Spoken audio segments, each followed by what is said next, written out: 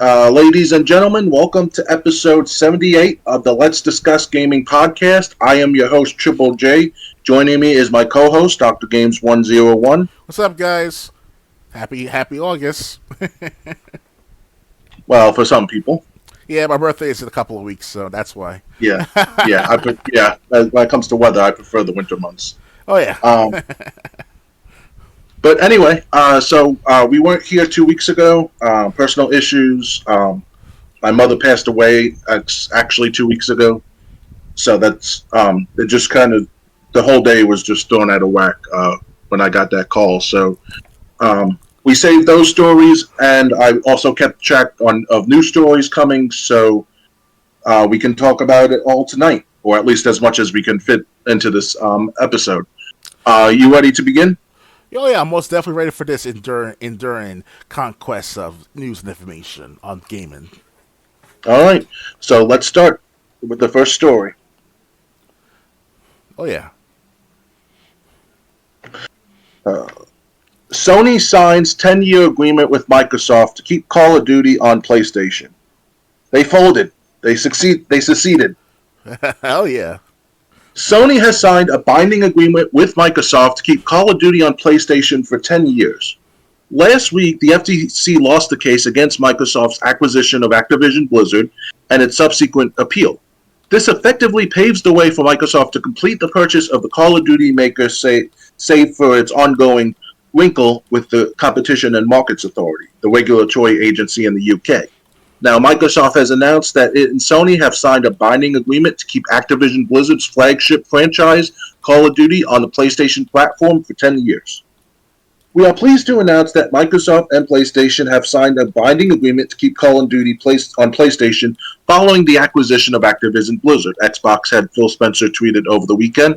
We look forward to a future where players globally have more choice to play their favorite games. Microsoft Vice Chair and President Brad Smith followed suit, tweeting, "From day one of this acquisition, we've been committed to addressing the concerns of regulators, platform and game developers, and consumers.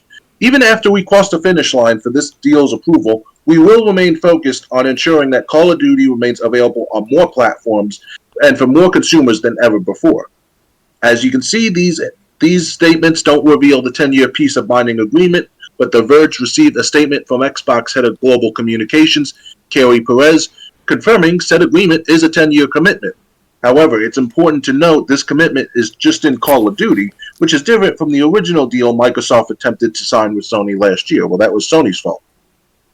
This agreement included all existing Activision console titles on Sony, including future versions in the Call of Duty franchise or of any other current Activision franchise on Sony through December 31st, 2027, as noted by The Verge. Now, the 10-year deal applies to just Call of Duty. Game Informer has reached out to PlayStation for comment or statement and will update the story if commitment or statement is received. What do you think this means for PlayStation? If you asked me that question right this second, at this time of tonight, it's Sony folding. It's them giving up on fighting back on that soon-to-be inevitable moment where they're going to be dominated in the gaming market for other than console gaming. Because obviously console gaming perhaps is going to be not a dying competition market of sorts. It's just going to be altered to a point of like cloud gaming, like the Microsoft have promoted for years now with the Xbox One especially, and also PC and all. So Sony has no choice. And I heard too that Sony buys services from Microsoft for their cloud gaming services on their PlayStation Network. So it's kind of like on their part, like, what the fuck's wrong with you, Sony? Like, it's like you this is what happens when you submit fully, little by little, what you want towards Microsoft is doing. So it's a not a nail in the coffin just yet, the final nail in the coffin. It's just that they submitted to a competition that just fucked them up in a sense, in a undesirable way. Now they got no choice but to stick with it for remaining time until they find another, like, their own shtick, their own little device or own service to dominate Xbox over that market. So it's a matter of time, though, speaking of what's going to happen fully, but at the same time, it's inevitable from that Microsoft Activision Blizzard deal. So if Sony was really so bent out of shape, They could have taken a dead franchise or an existing franchise that's not Call of Duty, Battlefield, Medal of Honor, something like that, and they could have gone head to head with it. But Sony said the whole thing they were doing, they just wanted to kill this merger. Period. They had no. They didn't. It wasn't about Call of Duty, which is just ridiculous. I mean, you spent all this time, and what did it get you? You ended up having to fold in the end anyway. It would have been better if you spent all this energy elsewhere trying to make your platform better instead of trying to hinder another brand. If it was really going to be detrimental to where you couldn't come back from this, you couldn't compete from this, it wasn't going to pass. Mm-hmm. But so Sony signed the agreement. The 2027 date is just for Activision games that are not Call of Duty. Call of Duty will be there will be on Sony consoles for 10 more years. Mm-hmm. So what happens after that is anyone's guess. Oh, yeah. Ready to move on? Yeah, ready. All right, next. Microsoft unveils Xbox Game Pass Core, replacing Xbox Live Gold this September. Well, Xbox Live Gold was dead, except if you call it alive when it was on life support. Microsoft has revealed Xbox Game Pass Core, a new subset of Xbox Game Pass that will replace the long-running Xbox Live Gold program this September. Xbox Live changed the industry more than 2 decades ago with its multiplayer network features, but the program's premiere, Xbox Live Gold, has waned in popularity for the past few years, likely due to a lack of compelling free games to download. Yes, number one. Now, Xbox is ending Xbox Live Gold on September 14th and replacing it with Xbox Game Pass Core. This new subscription tier of Xbox Game Pass will cost $9.99 a month or $59.99 a year and serves as an evolution of Xbox Live Gold, according to the company. Game Pass Core will give players access to our advanced multiplayer network, a select collection of over 25 games to play with friends around the world, and exclusive member deals, an Xbox blog reads. Games with Gold, the feature of Xbox Live Gold that gives players free games to download each month, ends on September 1st. With this evolution, we're saying farewell to Games with Gold. We wanted to see this opportunity, use this opportunity to reimagine how to include content with this subscription. We found that the answer to the most compelling catalog was to leverage select titles from our Xbox Game Pass catalog. On the September 14th launch, the following games will be available to Xbox Game Pass Core subscribers, although this list does not include every game planned for launch. So if you sign up for the cheaper Xbox Game Pass Core, these are the games you'll have access to starting September 14th. Among Us, Descenders, Dishonored 2, Doom Eternal, Fable Anniversary, Fallout 4, Fallout 76, Forza Horizon 4, Gears 5, Grounded, Halo 5 Guardians, Halo Wars 2, Hellblade Senua's Sacrifice, Human Fall Flat, Inside, Ori and the Will of the Wisps, Psychonauts 2, State of Decay 2, The Elder Scrolls Online Tamriel Unlimited. Xbox says it will add new titles to the core catalog 2 to 3 times a year. If you're an Xbox Live Gold member today, on September 14th, you will automatically transition into an Xbox Game Pass Core member with no change in pricing. You'll receive immediate access to the new core catalog as well. Any Xbox One game you redeem through Games with Gold will remain in your library if you're an Xbox Game Pass Core or Ultimate subscriber. Regardless of subscription status, you will retain your 360 games, and I'm assuming Xbox original games, obtained through Games with Gold. For more, read about how Xbox's Game Pass subscriber has continued to grow even when Xbox gaming revenue is down. And how do you feel about this new system, Xbox Game Pass Core? Well, I have to say, though, that's a big, interesting change that Xbox is making for next month because, it's coincidental right now with me is that my current subscription for Xbox Ultimate, it ends on September 14th. So, and I'm planning on moving to PC somehow by adding a graphics card to my current PC that I have right now. So if everything goes well with the graphics card and it's installed properly, and it's functioning well on my computer and all. I want to play more towards my games that I added and saved and bought on Steam and other outlets like GOG, Galaxy of Amazon, Amazon Games, what's it called, G2A, even GOG as well, as if I remember correctly too. So it's kind of tempting what you just mentioned just now, Triple J, and it's to a point where it's like, yes, I should give Xbox another chance, but at this rate, they kind of screwed up on the games with gold. So if I may ask one more question or two though, would they still have the games with gold every month or some of that sort for next month? No, the games that you get to download for free will be gone. I see. The only they will stick around if you're the Xbox One games that you already downloaded will still be available if you're a core subscriber or an ultimate subscriber, and the 360 and any Xbox original games, there were a few, you'll still have access to regardless. I see.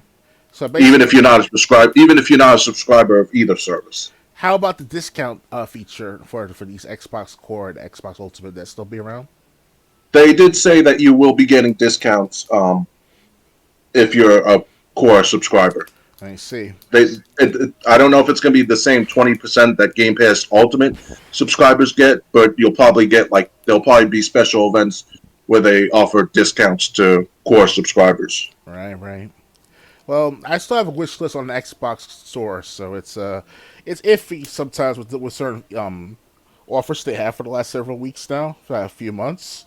I mean, Scarlet Nexus was on sale last year, I think it was, for about $30 or $45 when it was released about two years ago from last year and all. But that's my own little preference of trying to buy that game before the end of my Xbox subscription. So I can afford Xbox to a certain point, as long as it go over like $100 a year or whatever. But it's right.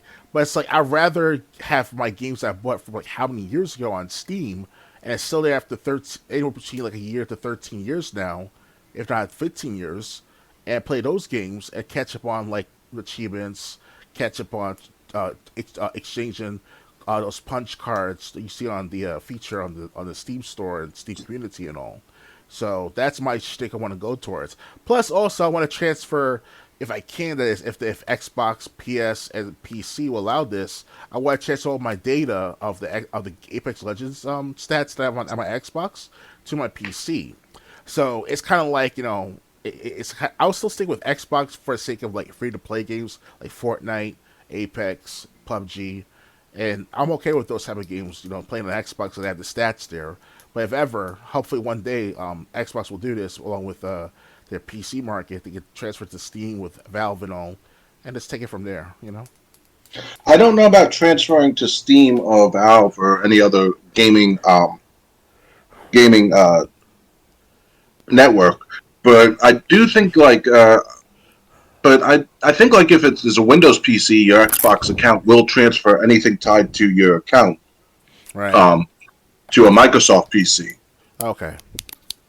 Again, I don't know that, but it's kind of like when I jumped from the 360 to the Xbox One. When I finally got an Xbox One, it was I had to log into my account. And my account was already set up. My games were there. It was just, on my Xbox One, ready to go with what I had.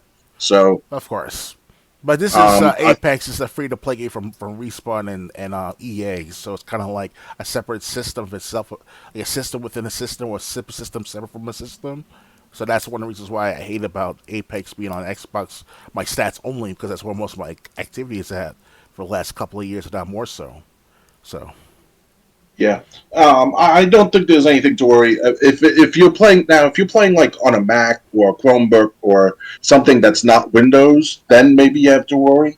But I think the Xbox app on Windows PCs would bring everything you have over that's tied to your account, like achievements and stuff. So, well, we're talking about Steam here. Steam is separate from the Microsoft system. That's true. So yeah, that's true. I'm not that well versed with PC, so that's out of my field of expertise. I will admit this. I don't have a 100% expertise on PC gaming, but I did use PC gaming before I went to Xbox 360 when I was 20 years old. Before then, and after I was like 21, if not 20, it got to be around 21, 22. I went to Xbox 360 games. So since 2008, I've been with Xbox. So by this year, this will be my last few weeks with Xbox's paid for subscription services, because I'm not saying I hate the Microsoft or Xbox brand. It's just that I'm trying to save some money, trying to buy a PS5 at least sometime within the next year and a half, 2 years from now at the most, and then take it from there.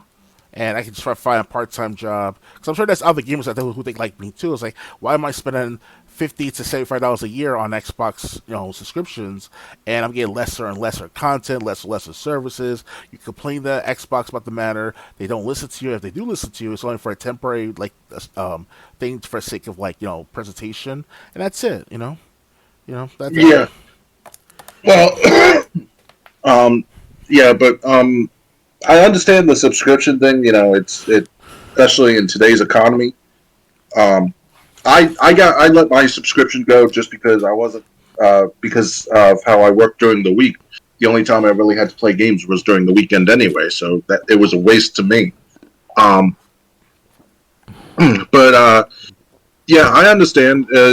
Sometimes this in our situation, like if you work like more than 40 hours a week and you only have like free time on weekends or a couple of days throughout the week, it's almost better just to buy the games that you enjoy at this point. Mm-hmm.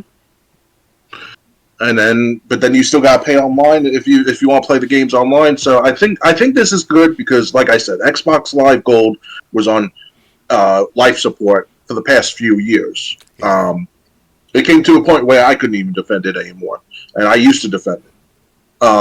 So at least this new system, it says, hey, you can't buy an ultimate subscription, get a core subscription. You'll at least get some of these games. Oh, yeah. Some of the games I'm interested in. I do like Doom Eternal. I would love to get back to that. Gears 5. If I can't play Gears 4, I'll play Gears 5 on multiplayer. Oh, yeah. Although once I get the core subscription, I could always start up Gears 4 because I do have that digitally. Mm-hmm. There was also another game, State of Decay 2. I played that a couple of times. So, even in this core subscription, that's going to be like $10 a month, there is a few games I'm interested in. Okay. So, and then if I, like I said, I want to play some of the games online, just get the core subscription. Like I said, I want to play one stone. Mm-hmm. So I'm interested in this new subscription. I'm not going to be jumping on it day one, but I'll be interested to check it out, see how things are, see how people are reacting to it when it launches on the 14th of September. Definitely. Ready to move on? Ready when you are. Okay. Next. Xbox Game Pass gets Celeste, Venba, Maquette, Tome, and more in the latest drop. Microsoft has revealed the latest Xbox Game Pass offerings coming to the service and includes brand new games like Venba, returning favorites like Celeste, and more. Celeste gave me a headache trying to figure out how to get past World 1. I wouldn't call that a favorite. Before diving into the new and returning releases, Xbox Game Pass subscribers can check out Tectonica through Game Preview this month. This game pits you either solo or in co-op against the harsh elements of a rogue alien planet, and you'll need to gather resources and build up your technological repertoire to survive. It's available to preview for cloud, console, and PC players today. After checking that out, you can dive into the following games today. Tome for cloud, console, and PC, and The Cave for cloud and console. And coming later this month are the following games. All these games are out because this was planned for 2 weeks ago. All these games that I'm about to read are out now. Maquette for console and PC. Figment 2, Creed Valley for cloud, console, and PC. The Wandering Village for cloud, console, and PC. Serious Sam, Siberian Mayhem for the cloud, Xbox Series, and PC. Venba for console and PC, and Celeste for cloud, console, and PC. On the DLC side of things, Xbox Game Pass subscribers can expect the deluxe edition upgrade for Naraka Bladepoint starting today. Nafri, the newest League of Legends champion, and the Legend of Monkey Island expansion coming to Sea of Thieves both drop on the 20th. Dead by Daylight's new Nicolas Cage DLC hits the game on July 25th, and Game Pass subscribers could get 10% off. As usual, Microsoft has also revealed some titles leaving. We're going to cover that later, so I'll skip the list for now. If you haven't played Celeste, you should because it's fantastic, and you can find that why in Game Informer's Celeste review. For more about this month's Day 1 Xbox Game Pass launch title, Venba, check out the latest showing from a Nintendo Direct earlier this summer. If you're curious about Maquette, be sure to read Game Informer's Maquette review to find out it's for you. Are you excited to play through any of the games this month? These games like you mentioned, though, they don't sound as familiar, if not enticing to play at first. But I'm sure if I look at the trailers more often than not, and see their features and all, that'll be great. Speaking of new games coming out for September for the goal as well, I hear that this new game coming out for next month or later this month called a Peeker's Tale. It's something where this stuck up rich girl, privileged girl, steps on a piece of bread and then falls into the abyss or something, and she has to find a way to get out of the abyss. And it sounds pretty cool and interesting. They sold it for on the Xbox store for about less than $10, and it's pre-ordered for until after August 20th. So I think I'll plan on getting that game as part of the discount they show for your Game Pass Ultimate, which is about say $7-8 instead of $10-12. So that's a pretty good deal. So that I'm looking forward to that kind of game. Yeah, so I've never heard of that game. It's called none of these games.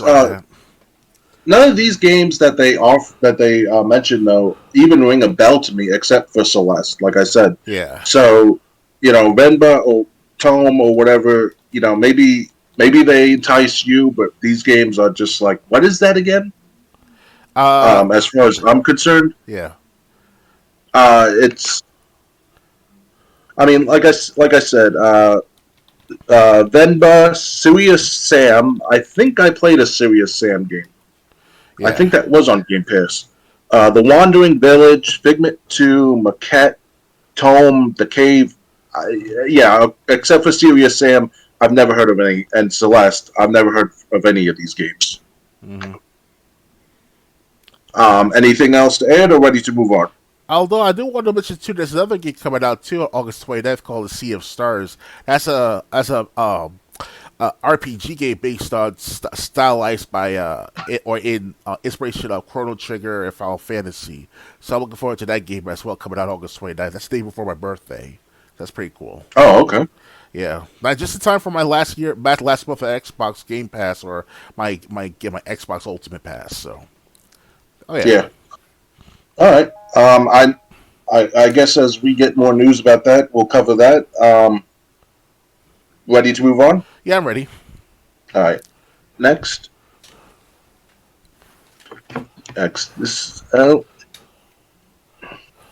Microsoft and Activision Blizzard extend deadline to complete acquisition to October. Microsoft and Activision Blizzard now have until October to complete their merger. More specifically, Activision Blizzard and Microsoft have jointly agreed to extend the merger agreement from July 18th through October 18th, giving both companies roughly 3 months to sort through this purchase. As for why, Microsoft says it is to allow for additional time to resolve remaining regulatory concerns. Microsoft Vice Chair and President Brad Smith tweeted, "Together with Activision, we are announcing the extension of our merger agreement to October 18th to provide ample time to work through final regulatory issues. We will honor all commitments agreed upon with the BC and other regulators and continue to work with the CMS on the issues raised in the UK. We are confident about our prospects for getting this deal across the finish line." Smith mentions Microsoft's ongoing wrinkles in the UK, where the Competitions and Markets Authority blocked the acquisition in April, citing concerns over cloud gaming. A California judge denied the Federal Trade Commission's move for a preliminary injunction in the U.S.-based regulatory agency's case against the acquisition. The FTC then moved to appeal this decision, and that was denied, giving Microsoft the green light to complete its purchase of Activision Blizzard in the U.S. Despite receiving the green light I'm from the recording. European Commission, I'm I'm sorry? recording. Sorry about that, guys. I was just about to hold on a second. Oh, Sorry about that. Go on, continue. okay. All right. Despite receiving the green light from the European Commission, Microsoft must still contend with the CMA by either reaching an agreement or carving the UK out of the deal. It seems the latter is more likely because last week, shortly after winning the case against the FTC, Microsoft announced it was pausing its appeal efforts against the CMA to instead attempt to negotiate something satisfactory for both it and the UK regulatory agency. Originally, the CMA had until July 18th to complete a potentially new uh, ruling in this acquisition. However, the CMA extended this deadline by 6 weeks to August 29, 2023. With more time to sort through this case in the UK, Microsoft is likely seeking an agreement with the CMA to get the green light in the UK as well.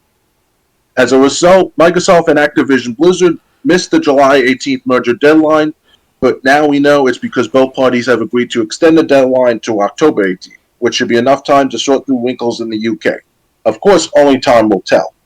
Xbox head Phil Spencer adds on Twitter, "We're optimistic about getting this done and excited about bringing more games to more players everywhere."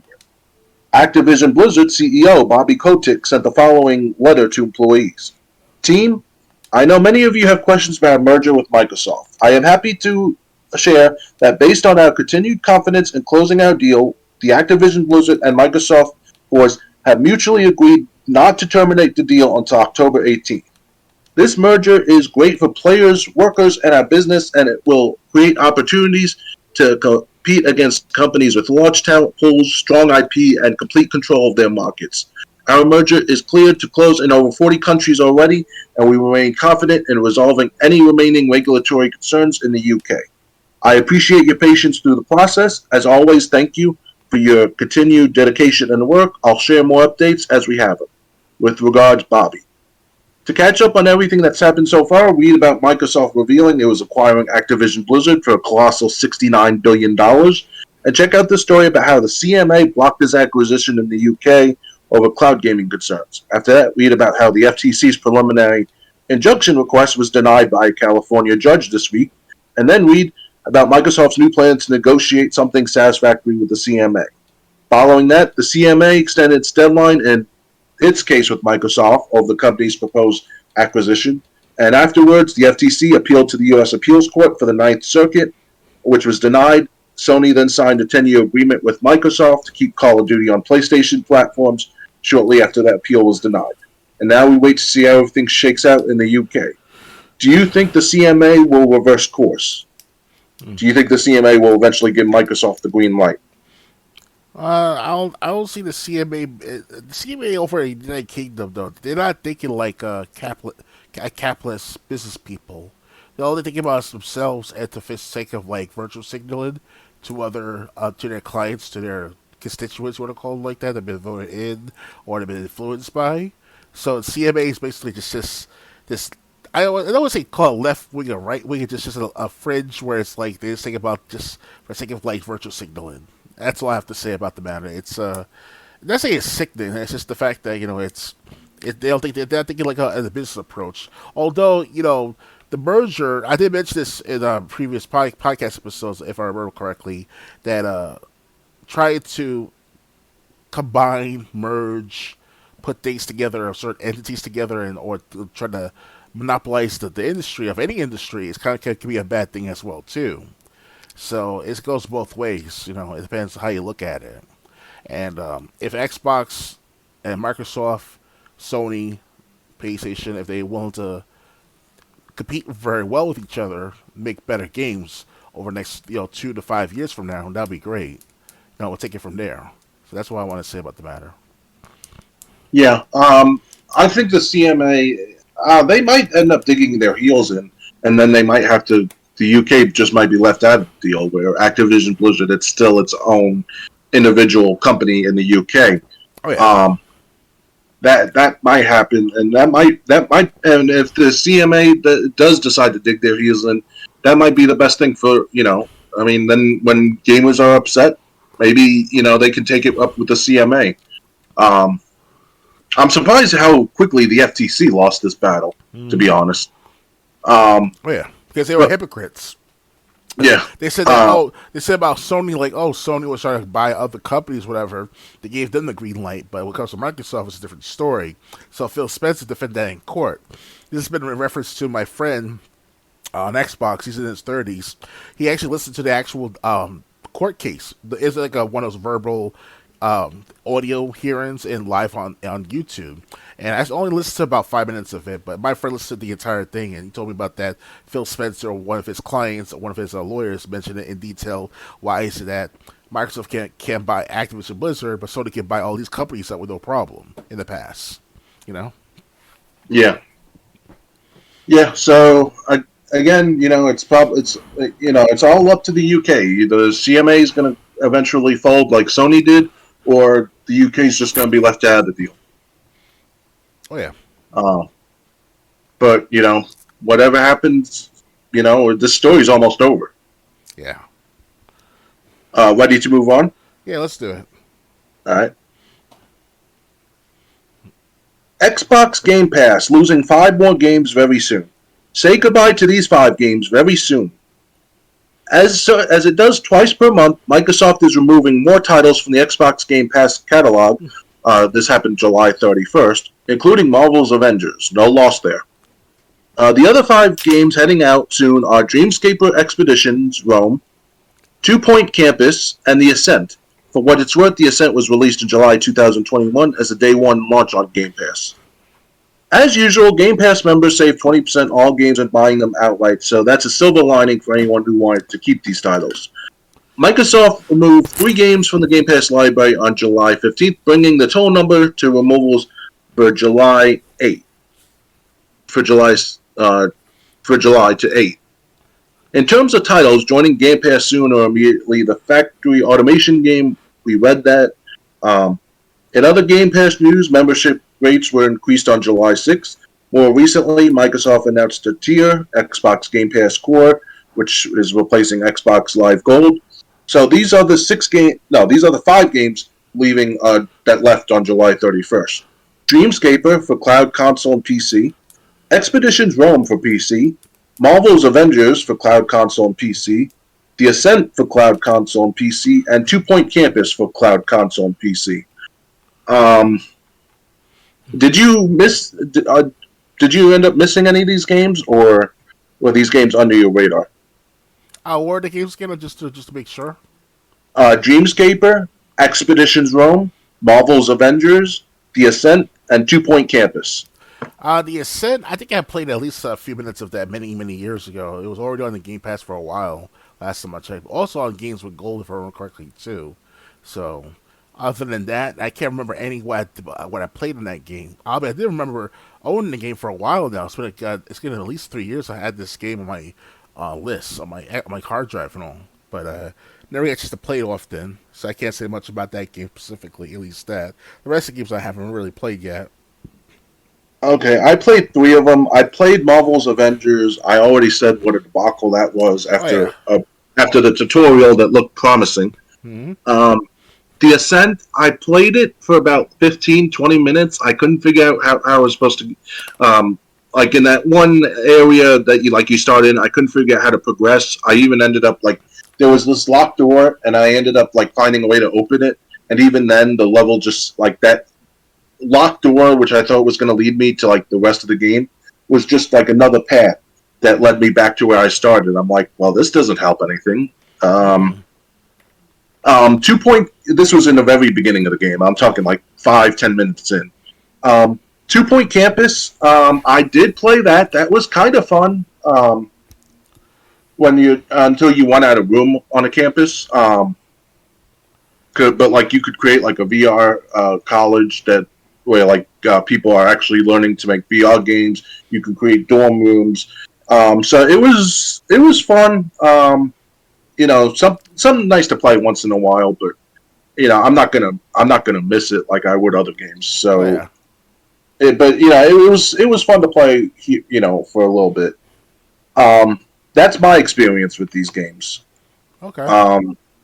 Anything else to add, or ready to move on? I'll have to ask for talk about that matter. Okay, so move on. Yeah. All right. Next.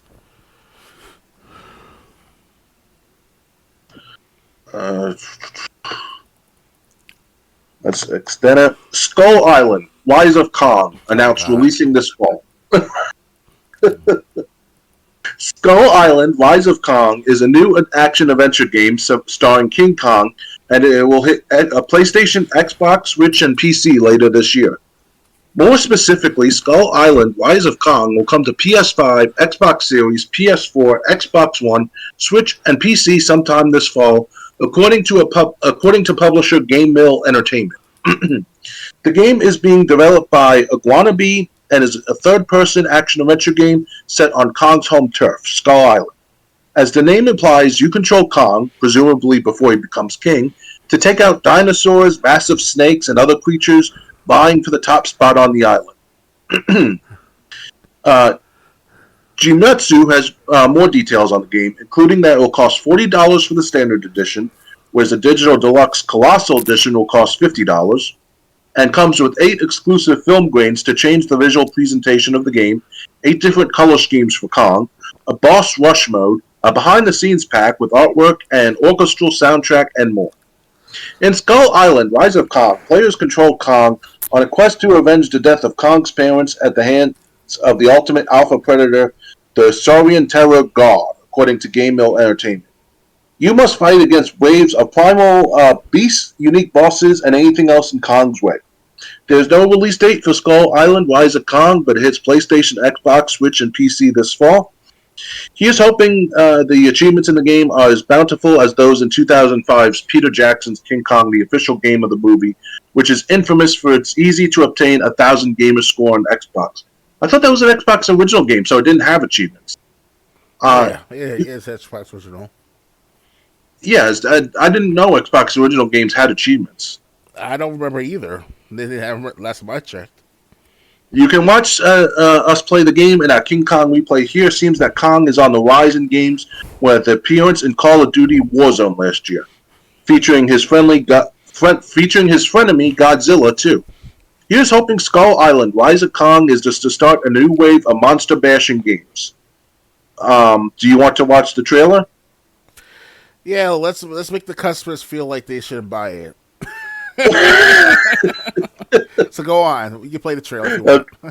Okay.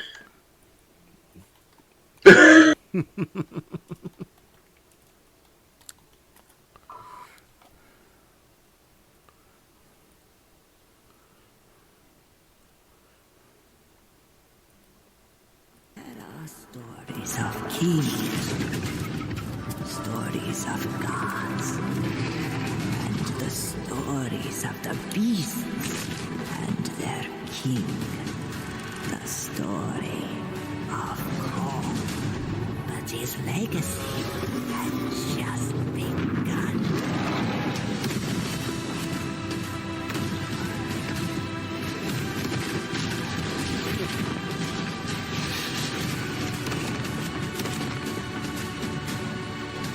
Jesus Christ.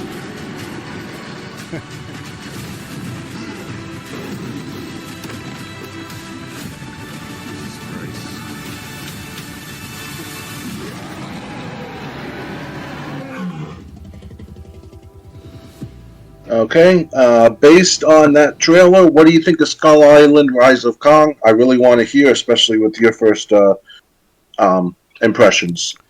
Well, when I saw that trailer for the first time, I was like, is that for PS2? It was like, what the fuck am I looking at? We're playing on the Xbox Series X and S with 14 teraflops, and you cannot even play that properly with like 60 frames and a decent Unreal Engine 5, if possible, if not Unreal Engine 6. And you want to sell that game for $50? Hell no, I'm not going to spend $50 in that game. Maybe like 30 at best. No, not 30, fucking 20. No, I'm not going to spend $60 for that god-awful PS2 graphics game. My God, people think they were fools now. Us console gamers are gonna spend $60 on some god awful graphics like Golem style gaming. Like, what the hell's wrong with them? Well, it's only $50, and that's like including all the DLC and like concept art and stuff like that. Is it based on the original game of Xbox original, or is it like an actual sequel, or what? A standalone? What? I have no idea. Because if They didn't say. Because if it's going to be based on the Xbox original game, like as it's like a reboot or something, or like a remake or perhaps a remaster, okay, $50, I understand the feeling. But the graphics of it looks like it's horrible. Look at it, it's choppy. It's just like it looks like some PS2 graphics. I'm like, I'm not going to spend $50 for that. Maybe $20 if you want me to like buy it pre-order and get like some sort of special DLC or some sort of skin or some shit like that. But that's about it. You know, it's god awful. It's like I'm starting to see for what this truly is. These games now. First on E3 style, E3 related matters, they'll have like all this good presentation of games. Like the trail has like 4K, Ultra HD, and 1440p, 60 to 120 frames per second, playing at E3 or whatever. But when you get the game, it's like 30 frames, like that of Redfall or Starfield coming up this fall season. Like who is Microsoft or Sony trying to do now? Nintendo, especially themselves too, if they want to include them in, even regardless of their consoles limitations. It's ridiculous, Triple J and guys. It's I feel disappointed in them. That's why you're not going to see me buying too much of the Game Pass or Xbox subscriptions as much, because they're wasting my money away. It's ridiculous. It is. It sucks. Yeah. Quick, Dr. Games 101 is starting to see beneath the veil. He needs to be fixed. Yes. Give me more medication to be more docile and buy your game. That's what I need. I need more Haldol to buy your game. That's what I need. And let me remind everyone else listening that Dr. Game 101 doesn't usually swear. Yes. I'll swear like a drunken sailor, but that's not Dr. Games 101. So when he swears, it's warrants it. Yes. Yeah, I gotta admit that game did look like a PS2 game. I'd rather play one of the Godzilla fighting games from like PS2 or original Xbox. Looks like the graphics would be just as good, if not better, on the PS2 Xbox games. I mean, it looks interesting, but like you said, if this game was coming out for PS2, okay, I could understand, but with Xbox One and PS5 being so powerful, it's almost like you said, like a scam. It's like you got to buy these new systems, but the graphics are going to look like they're from a PS2, huh? At best, PS3 if you want to include the HD model, the HD. No. That Skull Island Rise of Kong that's not PS3. That's like PS3 if you're playing like on a portable TV or something. Maybe you somehow hooked it up to a portable TV and you're playing like on a 10-inch screen. Maybe. Yeah, it's CRT TV. Those capital TVs. Yeah. So, I mean, I never played King. Did you ever play the Xbox original game, Peter Jackson's King Kong? I just saw the movie back then, but not the actual video game itself. So no. I've seen the video game. Like I saw like the cover. I've never actually seen gameplay of it. But if that looked like a PS2 game, it was on the original Xbox. It had a reason to. Although the movie itself was good with Jack Black in it, he did a good job acting out. So. Yeah, but this, I mean, So I mean, this, even though this is going to be $40 for the standard edition, it might be better just to save your money unless there's some great gameplay in there that we just didn't see in the trailer. Yeah, it's a carbon copy of your typical beat 'em up. Yeah, except you're not fighting enemies or human enemies. You're fighting animals. Mm-hmm. Before we continue, I just want to get something to drink, and then we'll continue, okay? Well, yeah, I'll play some music on my end, if I can.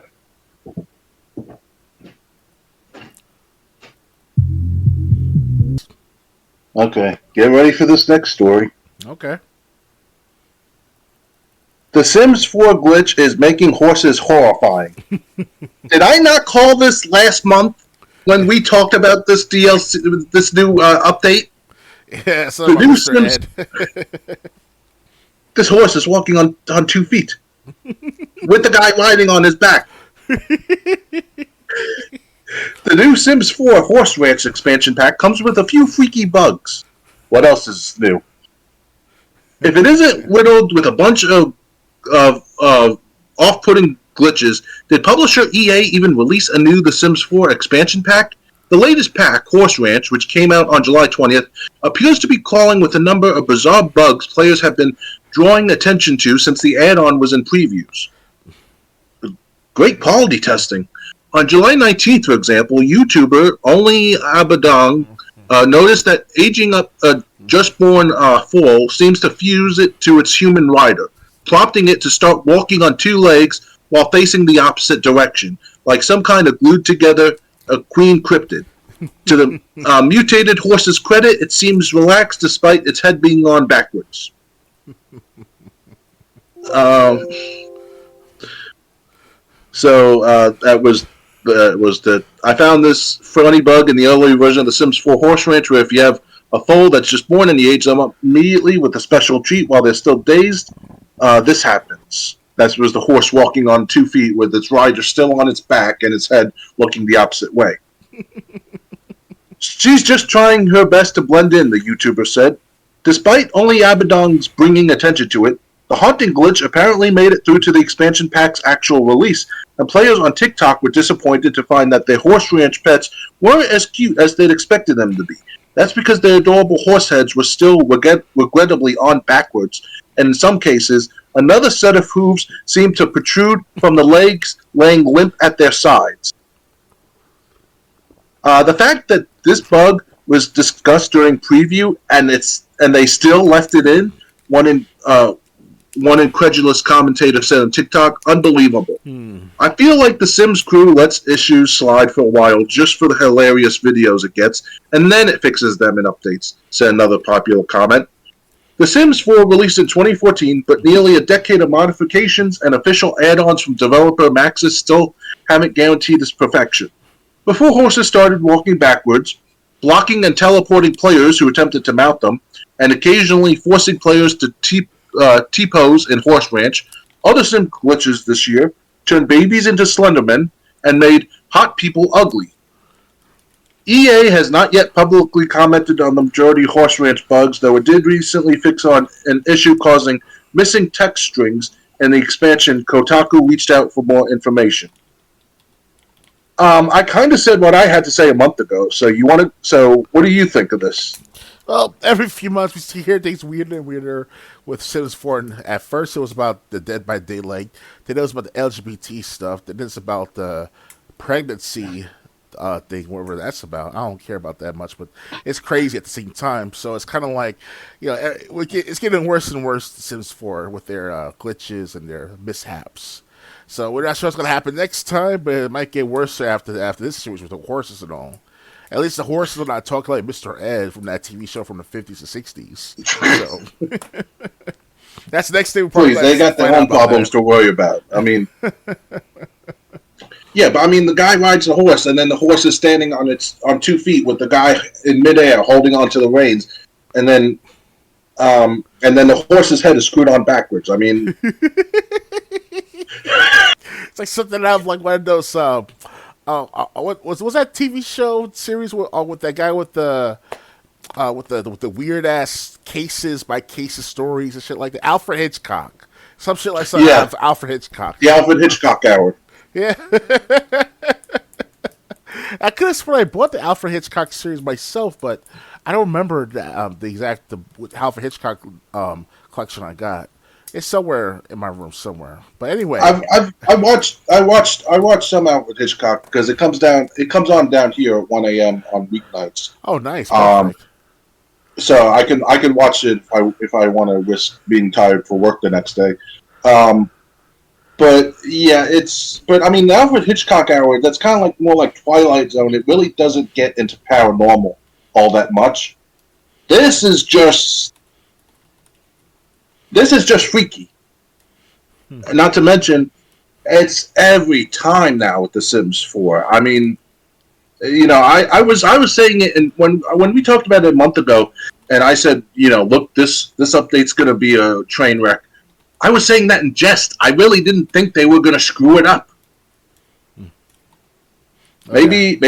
Maybe that's Max's plan. You know, release an update with bugs, make it make sure it's not game breaking.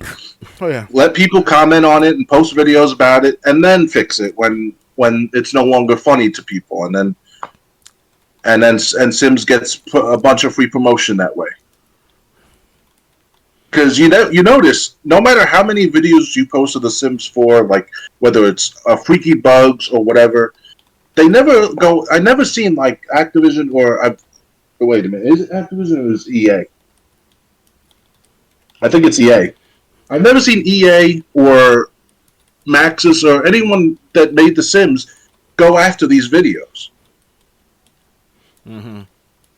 So I'm starting to wonder. Maybe they know what they're doing. They're just saying, "Hey, this is a way for us to get free promotion without having to do the work ourselves." So yeah, next time there's an update on The Sims 4, we'll see what train wreck happens next. Yeah, let's hope it's not going to be no like horse acted on like Mr. Ed or whatever. That'll be like a little bit weird at the same time. Well, with the horse having an extra set of hooves or having its head screwed on backwards, I really don't think they could make it worse if they tried. It's a possibility, but we'll keep our eyes open for that matter. Yeah, so if the horse starts talking like Mr. Ed or anything else happens, we'll let you know. That'd be a good reference for the younger gamers who play Sims 4 to look back on that TV show, because I want to get those episodes on DVD. Mr. Ed? Yeah, that was funny. It's so cheesy back then the way they did it with that horse and all. I was like, what the hell? Yeah, it's a show from the 50s. That's black and white. I mean... Oh, yeah. Anyway, ready to move on? Yeah, I'm ready. Sims 4 never... This is why we don't let Sims 4 information go without discussing it. Mm. Next, final Xbox Games with Gold free games are revealed for August. The program will end next month, replaced by Xbox Game Pass Core. It's the end of the road next month for Xbox Games with Gold, so it is a bit fitting that one of the two titles on the way in August for the service is a racing game called Inertial Drift. Xbox Live Gold and Game Pass Ultimate subscribers can also look forward to Blue Fire. Blue Fire is an adventure game similar to The Legend of Zelda that also takes inspiration from Hollow Knight and from Software's Soul series. The game apparently even features dungeons where new abilities can be found. For more, check out GameSpot's Blue Fire review. Alessandro Barbosa wrote that Blue Fire is unquestionably fun to move around in, but is hampered by design decisions that hold back its free-form platforming. Inertial Drift, meanwhile, is all about arcade racing with 16 cars and 20 tracks. The game is optimized for Xbox Series and it offers online multiplayer according to Microsoft. All this takes place under a retro future 1990s setting. So keep in mind that the Xbox Games with Gold was available for July. Darkwood was downloadable through the end of the month, while One the Pass stays around until August 15th, which is in a few days. Starting September 14th, Xbox Live Gold will be phased out in favor of Xbox Game Pass Core. That means no more games with Gold lineups after August. Instead, the Core package, which costs the same as Gold, with current subscribers converted over to the new program, will feature a collection of 25-plus games, like Gears 5, Doom Eternal, and Hellblade. Mm-hmm. So, yeah, what do you think of the last two games with Gold? Are you interested in either of them? Oh, it's, if I recall correctly, where are we up to again? I'm sorry, what the games you mentioned again? Because I thought we were talking about Zelda right now. Oh, yeah, I skipped that, so we already read this. The games are Blue Fire and Inertial Drift. Yeah, that was sounded interesting to me. Well, Inertial Drift is an arcade racing. That looks fun. Yeah, Blue Fire it's like a Zelda game.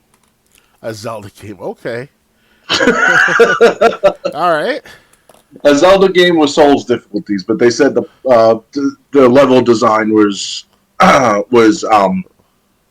that good. I see. What a Well, surprise! What a surprise for an Xbox Live Gold game nowadays. you thought that if they continue, if keep continue with the Xbox Live Gold monthly membership games with gold stuff, they'll probably give you interesting games every month for the rest of this year because they're going to transfer to the Xbox Core. However, that's not the case. So it's kind of like, this is the sign right there that it's time for me to move on to back to PC this time. And I've always wanted to go back to PC after a good year, a couple of years almost. It's just that I didn't have the ability to have the decent hardware, or at least basically the hardware for my PC or PCs that I have. So Yeah. As far as I'm concerned, like I said, I'm still catching up on bills, so that's another reason I'm not. that too. That's a reason. That's a reason I'm not really just jumping out for this. Game Pass Core though, that sounds interesting. There's a few games I'm interested in. Like I said, Doom Eternal, Gears 5, if it works this time. I don't keep getting kicked out back to my dashboard after I reach every new segment in the level. Although multiplayer worked fine last time I played Gears 5, so there's that. And then there was another one, and then this also gives you access to the games that you got from Xbox Gold the whole time. So, like, if you downloaded, say, Dead Rising, or like The Division or something, you can play those games too. Those games are still yours if you downloaded them back when Gold was offering good games. So Game Pass Core, it's interesting. It's the cheaper option, which honestly we need, especially with Game Pass Ultimate going up a few dollars. Mm-hmm.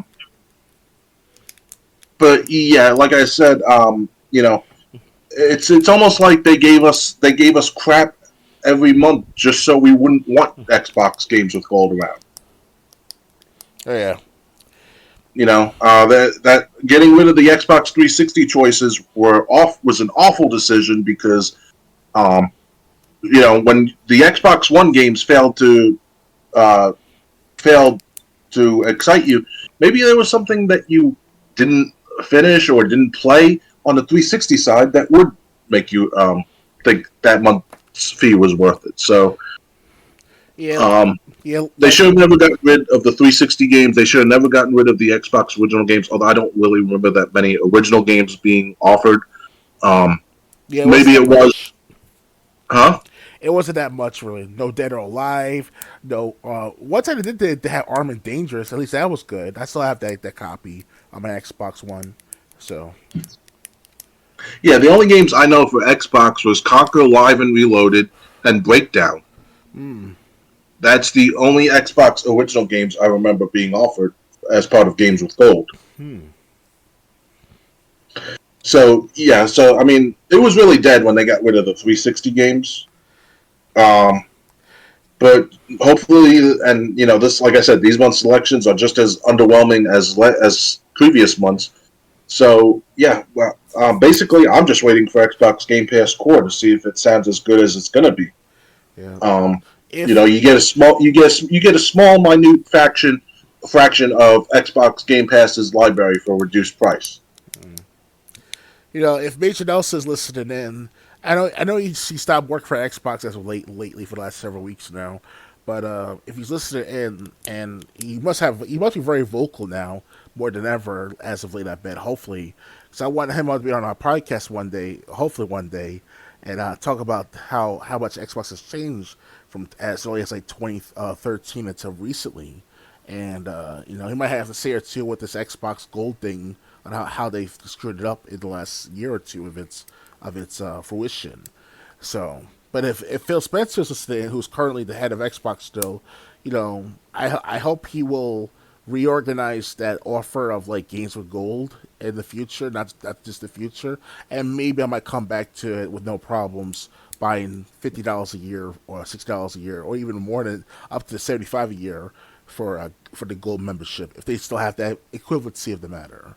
Until then, I want to take a break from Xbox's purchasing power. So, because at least on my end, I can save some money by about $50, and I get to still play my friends while through other systems. So, no big deal. Yeah. So, um, yeah, I don't play Xbox One that much even on the weekends anymore. Um, so, but and like I said, the money, it's just every month it just wasn't worth it. It wasn't worth it for gold for a long time, for years. Yes, at least a couple years. The last 2-3 years were god awful. Yeah. Um, but Game Pass is great. Unfortunately, just like I said, when my mother passed away, there were a lot of bills unpaid that she didn't leave a lot of money behind. So yeah, thank God I already had my job, but then again, I had to take time off to help, to take care of my mother's affairs. So that means I wasn't earning a paycheck then. So right now for me, it's not even like on the top list of anywhere near the top priorities, just because of what's going on in my personal life right now. I understand, Triple J. It's these companies don't understand how hard it's gotten for us older gamers over a certain age, like 25 and up. Like, yes, 10 years ago, 15 years ago, everyone had job. Not literally everyone, but you were able to get a job no matter what. As long as you have the skills up to date, your experience is up to date, and also the fact that you kept out of trouble, don't mess with the law, don't have a criminal record and all. You can get any job you want any given time throughout the year, any year. But now for the last at least 3 to 4 years now, since the pandemic and all, you're lucky to get like a job at some dishwasher. If they don't tell you you need the 3 years experience of shit like that, they'll say these job advertisements. So it's kind of hard as hell to buy these newer consoles. It's hard as hell to keep up with the Xbox subscriptions. So Microsoft got some nerve last year or two to tell that they're going to increase the prices to $125, $150 a year, some shit like that. And as well as this year, increase it no matter what, so from $50 to $65, $70 a year. Depends on what part of the world you're in. Because here in the United States, it's like $70, $65 with tax and all. It depends on how well you get the good deals for it, for the gold membership. But now Xbox Core is coming to play next month. Let's hope it's a little cheaper, but it doesn't matter. It's still expensive, and I want to show my actual voice with my dollars. That makes a big difference in the matter. Because I complained to Xbox's forums, complained to Xbox customer support phone services. They don't care. Most of the workers don't care at that phone number. I'm getting tired of complaining about many things and they're not fixing them. They're throwing the connections to our Xboxes. Whether it's true or not, whether it's it's by the ISPs, it doesn't matter to me anymore. It's about showing some put my foot down on the matter. So. I'm sorry, but when you said you were getting tired of complaining to Xbox, I just remember that call you played for me and a few friends of yours about you complaining to an Xbox rep, and she's like, "I don't handle that." You just kept going on and on. Yeah, I did have a recording of that. I had a couple of recordings at 2 separate times, for that matter. Yeah. I got pissed off because some kid. You don't still have those recordings, do you? It's on YouTube somewhere. It's on my gaming channel still. Okay, we should play those recordings one time. Oh God. Yeah. Anyway, ready to move on? Well, I just want to say that the recordings are still on YouTube between my two channels. It's just that no one's not really watching them, and also it's the fact that it's Xbox, so it's Xbox support, so it's kind of they don't care much about their customers at first, in my perspective, at first. Not to mention those videos are like how old? Well, the first one I re-uploaded to my gaming channel last year or two. That's from 2015 of December. Because I was pissed off about that. I was pissed off about the Halo 5 game, but banning me for a few days because I kept quitting matches or I was idle in between matches. So I was just doing my business thing in 2015 after September or October. So kind of I was doing studying and understanding the game industry while playing Halo 5 and all. So because I want to make my own console, I want to start my own gaming business, literal gaming business, but obviously I don't have the money for that right now still. So it's whatever. All right, ready to move on? Yeah, I'm ready. We'll cover the stories I accidentally skipped Oh yeah. next, starting with the Zelda one. Yep. Zelda Oracle of Ages and Oracle of Seasons now available on Switch. Subscribers to Switch Online can now access two of the most beloved Game Boy Color games of all time. The Legend of Zelda Oracle of Ages and The Legend of Zelda Oracle of Seasons joins the roster of playable classic games as a part of the Nintendo Switch's online Game Boy catalog. As was true with the original Game Boy Color cartridges, you can experience the games on their own in any order that you wish, but if you link them together through a password system, some characters and enemies will change, some items can be upgraded, and you can take part in the climactic final battle. It's also worth noting that these games serve as Hidemano Fujibayashi's directorial debut within the Legend of Zelda franchise. Fujibayashi would go on to direct The Minish Cap, Skyward Sword, Breath of the Wild, and Tears of the Kingdom. The Nintendo Switch has steadily become one of the best places to experience the Legend of Zelda series. From Switch's release like Breath of the Wild, Tears of the Kingdom, and a Link's Awakening remake, to nearly every classic Zelda game available through Switch Online and its expansion pack, Zelda fans can enjoy nearly every beloved mainline entry through Wind Waker and Twilight Princess remain conspicuously absent. I'm surprised about Wind Waker. I'll have some to say about that at the end. Okay. However, with the Oracle games now available, fans of Link and his adventures have two more easy-to-access adventures on Nintendo's massively successful hybrid system. To see where the Oracle games fall on the list of every mainline Zelda, head to our rankings here. Do you want to go first, or do you want me to go first? Yeah, you have more experience with this Zelda stuff, so go on. Okay, I was just going to say Wind Waker, I'm surprised that's not available yet, because I know it was GameCube, but I think it was also released on Wii for like an HD version. And Okay. it's just that Wind Waker was, while I never played it, I heard it was like really successful. People loved it.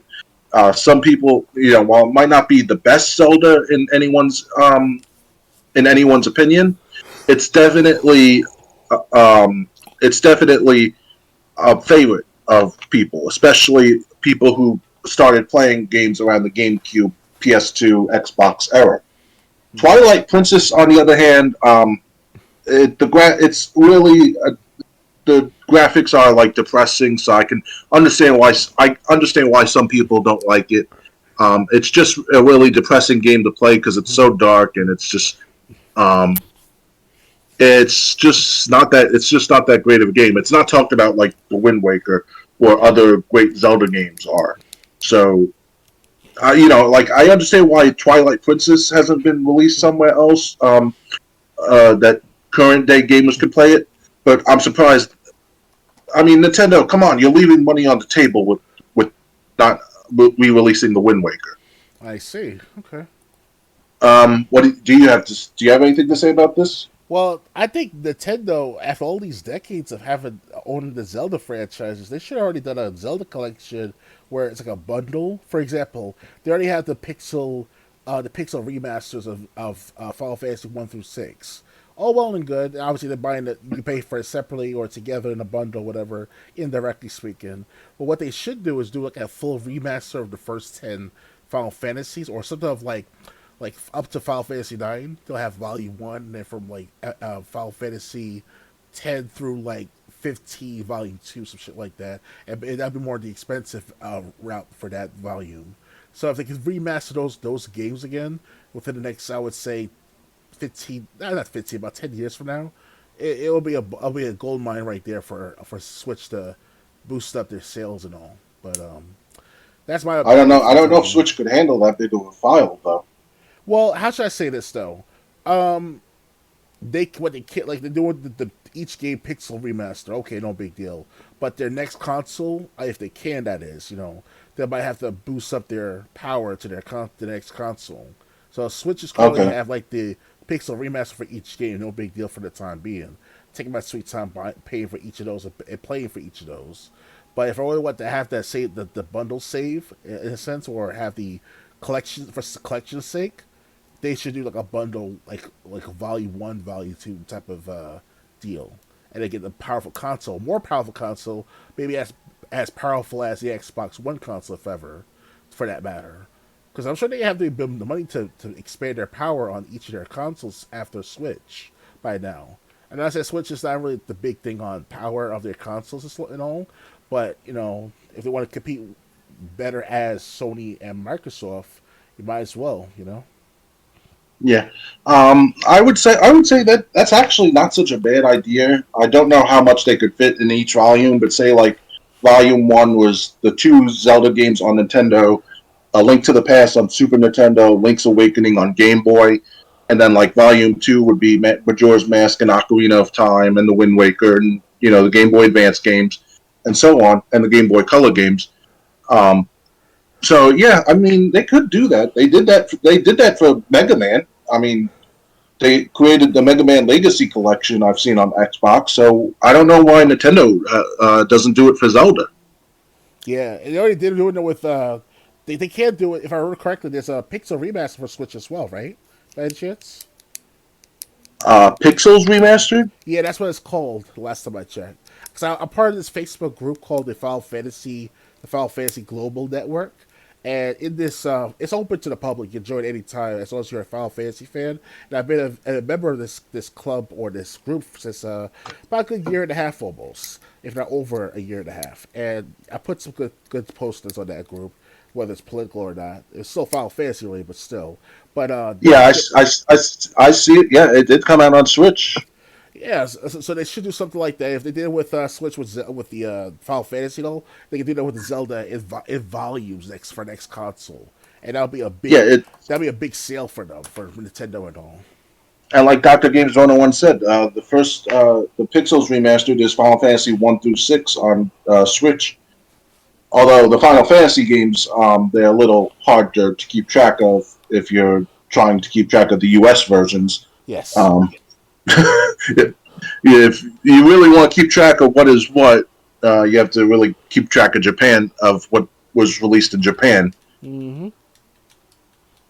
What happened? We got 1, 4, and 6. It's like, what happened to 2, 3, and 5? Mm-hmm. Anyway, so if you're a fan, if you're subscribed to Switch's online service, you can play Zelda or the 2 Zelda Game Boy Color games. Ready to move on? Yeah, ready. All right. Next. Nickelodeon All-Star Brawl 2 coming this year with playable Squidward and Jimmy Neutron. The Nick-fueled brawler is coming back for another taste of sweet victory. In 2021, Ludicity and Fairplay Labs, along with publisher Game Mill Entertainment, attempted to take a slice of the Smash Brothers pie with Nickelodeon All-Star Brawl, which starred familiar faces from throughout Nick's history. This year, they're coming back for more, as Nickelodeon All-Star Brawl 2 has been announced with new stages, characters, and more. The first trailer for Nick Brawl 2 was revealed on IGN, which showed off some of the game's big changes. The video specifically highlights 2 new additions to the playable roster: Bikini Bottoms, a clarinet-playing artiste, Squidward, Tentacles, and the boy genius of Retroville, Jimmy Neutron, will both be entering the ring this time around. The trailer also shows multiple returning characters from the first game, including SpongeBob, Patrick, Danny Phantom, Helga Pataki, April O'Neil, Garfield, Rocco, and more. Featuring returning stages will receive a facelift as well, as the video specifically highlights the TMNT Rooftop Rumbles stage's new look. Game Mill also told IGN that Nick Brawl 2 will offer a full campaign mode, which will see players attempting to thwart Danny Phantom villain Vlad Plasmus's plans to take over the entire Nickelodeon universe. The video hints at this, with a few characters being pulled into portals, but Vlad himself is not shown. Nickelodeon All-Star Brawl 2 will launch this year on Xbox Series, Xbox One, PS4, PS5, Nintendo Switch, and PC. What do you think of Nickelodeon All-Star Brawl 2 coming up this year? Man, I haven't played the Nickelodeon All-Star Brawl yet, the first one. So it's like, if I remember correctly, is it on the Xbox One? Yes. The first All-Star Brawl? Man.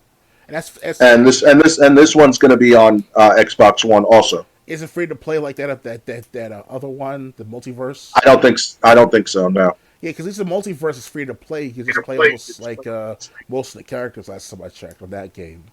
So Yeah, it's not free to play, but it's coming back with more characters and apparently a story mode this time. okay, all right. Jimmy Neutron's joining the fray, huh? I just want to say I mean some of these names just brought back a whole lot of nostalgia. Helga Pataki from Hey Arnold, April O'Neil from TMNT, obviously. I didn't know Garfield was a Nickelodeon property. Yeah, it has been for a while. Rocco from Rocco's Modern Life.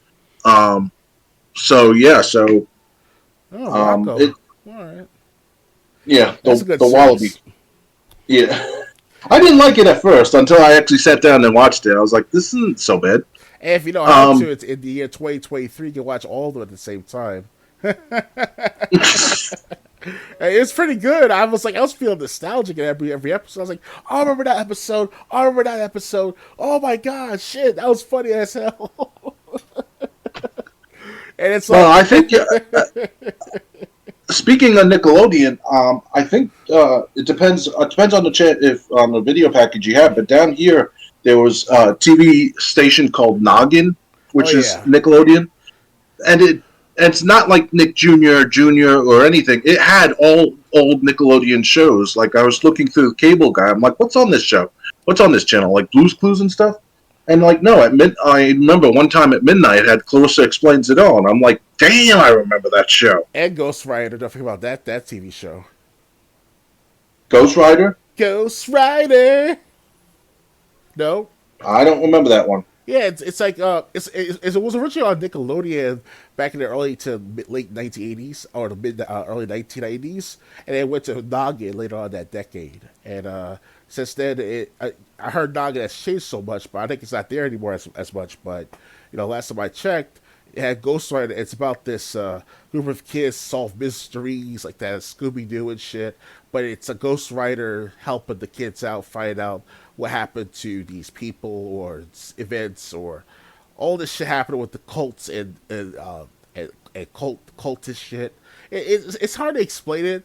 I haven't seen it in a while. I should be able to watch it, no problems, online somewhere, but it's hard to find that decent, coverage or the decent collection of the episodes. So it's an old series, and most of the kids got grown up already. They're now 30s or 40s or 50s maybe, but it was pretty good. Yeah. Well, I mean, if you want to talk about old series, Clarissa Explains It All. She's 10 years older than I am, I think. Oh yeah. Melissa Joan Hart, who played Clarissa, and so that means she's in her mid 40s. But like I said, when she was on, she appeared. She was in the crowd at All Elite Wrestling Dynamite one time. They put the camera on her. I'm like, damn, she looks like she hasn't aged at all. She still looks like she could do the show if it was still around. I mean, yeah, all us 90s people can understand that coverage of the episodes. Yeah, if someone was born after 2000, they're listening to us, they're probably like, "What are these two guys talking about?" Yeah. Yeah. So anyway, new characters coming. So if you like the first Nickelodeon All-Star Brawl game, this one's gonna have. This is gonna be more. So. Okay. Ready to move on? I want to say though that I was right. They still do a Ghost Rider, but it's revival since the 2019 year. So they still continue doing on a TV show called I think it's Sesame Workshop, or it's one of those small, not small, but they're like one of those niche type of stations you have to look around for people to watch. Younger, it's like 13, 14 years old. It's like Noggin equivalent, but it's not Noggin anymore. So, yeah. Right. Yeah. Anyway, we could talk about this we could fill up a whole episode talking about our Nickelodeon memories. Oh yeah. Definitely. Ready to move on? Yeah, I'm ready. All right. Next. PlayStation Plus Essential free games for August 2023 live now. This month's lineup of PlayStation Plus freebies is very strong. Sony recently revealed August 2023's PlayStation Plus free game lineup, available via the Essential tier and up, and they're live now. These free PlayStation Plus games are some of the best we've seen in recent memory, and they're available beginning today, August 1st, as it just happens to fall on a Tuesday. Death's Door, Dreams, and PGA Tour 2K23 will be available, and all PlayStation Plus members across Essential, Extra, and Premium can claim them. Earlier this year, developer Media Molecule announced they would stop supporting Dreams with updates on September 1st. That doesn't mean the PlayStation exclusive isn't worth checking out, though. Far from it. The unique game creation tool has a staggering library of user-created content, and creators can still share their projects with the community for the foreseeable future. Dreams really does exemplify the belief that the only limit is the bounds of your imagination. There are some seriously impressive games made inside Dreams, so even if you don't feel like creating your own stuff, there's plenty to check out. Death's Door was one of the best indie games of 2021. The isometric action-adventure starring a little crow with a sword is set in a beautiful and mysterious world. The puzzles are engaging, the combat is satisfyingly challenging, and each boss fight is a unique test of wit and prowess. If you like The Legend of Zelda, you'll probably like Death's Door. Meanwhile, golf fans can enjoy one of the best sims in a long time. Featuring the return of Tiger Woods to the video game golf world, PGA Tour 2K23 has brilliant swing mechanics, whether you're using the analog stick or a 3-click system. It boasts a nice mix of iconic courses, real-life PGA pros, and a suite of game modes that give the sim staying power. Most notably, it has a robust course creator, so there are thousands of user-created created courses to play. You and your friends can join online societies and compete in tournaments against players across the world. Ahead of the games going live later today, make sure to claim July's PlayStation Plus lineup, which includes heavy hitters like Call of Duty Black Ops Cold War and Alan Wake Remastered. So, do any of these games interest you, Dr. Games 101? For PlayStation for the month of August, right? Yeah, PGA Tour 2K23, Death's Door, and Dreams. Well, Death's Door, I heard it was all right to play, so I wanted to try that game. I think that's on Game Pass also, if I'm not After mistaken. all these years, I never got a chance to play it yet. I know I should have thought about playing it, but I have one more month left with Game Pass, so one day I will within a month, hopefully. Other than that, If you're not playing Apex Legends, yes, I know. I have to make that money, right? I gotta make that money with Z League. But with other games like that's available for the August month of PlayStation, PGA Tour, I'm very surprised that game is still going on for the last almost 25 years now, almost if not more so. It's just as well, they got their poster boy Tiger Woods back, so yeah, surprisingly, and Tiger's been on the cover for how many years, for how many of PGA Tour games. So more power to Tiger Woods, right? Yeah. Because he's been through a lot, Tiger Woods, over the last 30 years almost. And, his father passed away back, 10 years ago. He was in a divorce or some form of girlfriend separation of, get alimony somehow so with the girlfriend and all. It was kind of weird with that matter. Then he got in a car accident over a year, 2 years ago. He recovered from that accident, but his doctors tell the public that he may not be able to walk properly, whatever. But he managed to overcome that matter and still came back to win another green jacket as of 2 years ago. Last time I checked. So more power to Tiger Woods for keeping himself relevant. Yep. So yeah, I mean, if I had it's not on Game Pass. If it was on Game Pass, Death's Door was there. I never tried it. PGA Tour 2K23, even though I suck at golf sims, I'd probably try it out. Because there are some golf sims I can play that I'm okay at, that I'm decent at. And Dreams I've never even seen, so I can't comment on it. Okay. Wait, Dreams, what about that Xbox One game? It's basically a game. I didn't get rid of the article yet. They said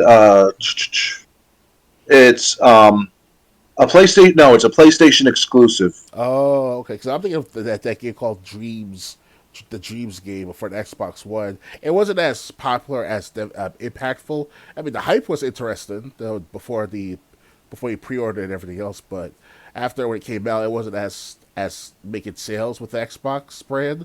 So that's all I can think of that game was imagination, how much you can create in that universe, wherever that universe is. But that's a different game altogether for it to PlayStation. So yeah, but you'd be surprised what people can create. I mean, Like I said, I still remember someone created a storyline in SmackDown vs. Raw 2010 where Vince McMahon stole all the potato chips in the tri-state area, and Ted DiBiase Jr. and Umaga um, were basically trying to get him back. And Vince McMahon's like, if you want these chips, you're gonna have to wrestle and do what I say. Well, what about chips again? I don't understand that storyline. What does it come with nacho cheese or some shit? I don't know. No, just normal potato chips. Someone stole. I saw this in a YouTube video. It might have been 2010. It might have been the latest SmackDown. But in one of the SmackDown versus Raw games where you could create stories and stuff, they had a storyline where Vince McMahon was like, "I've stolen all the potato chips in the tri-state area," and Ted DiBiase Jr. and Umaga like ran out, and Vince is like, "If you ever want these chips back, then you have to start following my orders and do as I say." And I was just like, "What the hell am I watching?" Yeah, I mean, like, who cares about potato chips? Or, as long as it's not like tortilla chips with the nacho cheese and all, you know. I care about more. I care about potato chips. I mean, I don't mind. It's just that I guess it's the salt content or whatever. I'm considered high blood pressure, so it's kind of like it's like a killer right there. So if it's tortilla chips, that's like has less salt in it. You could dip it in nacho cheese or salsa. You get a good party in your mouth with that kind of flavor of sorts. But the baked Lay's potato chips, I'll have that. But other than that, baked Lay's doesn't really agree with my stomach. That sucks. But the regular Lay's and like sour cream and onion, just normal Lay's and waffles and everything, that's my stomach can handle that just fine. Yeah. It's just the baked Lay's for some reason. Maybe if I was 10 years old, I would like potato chips was my life.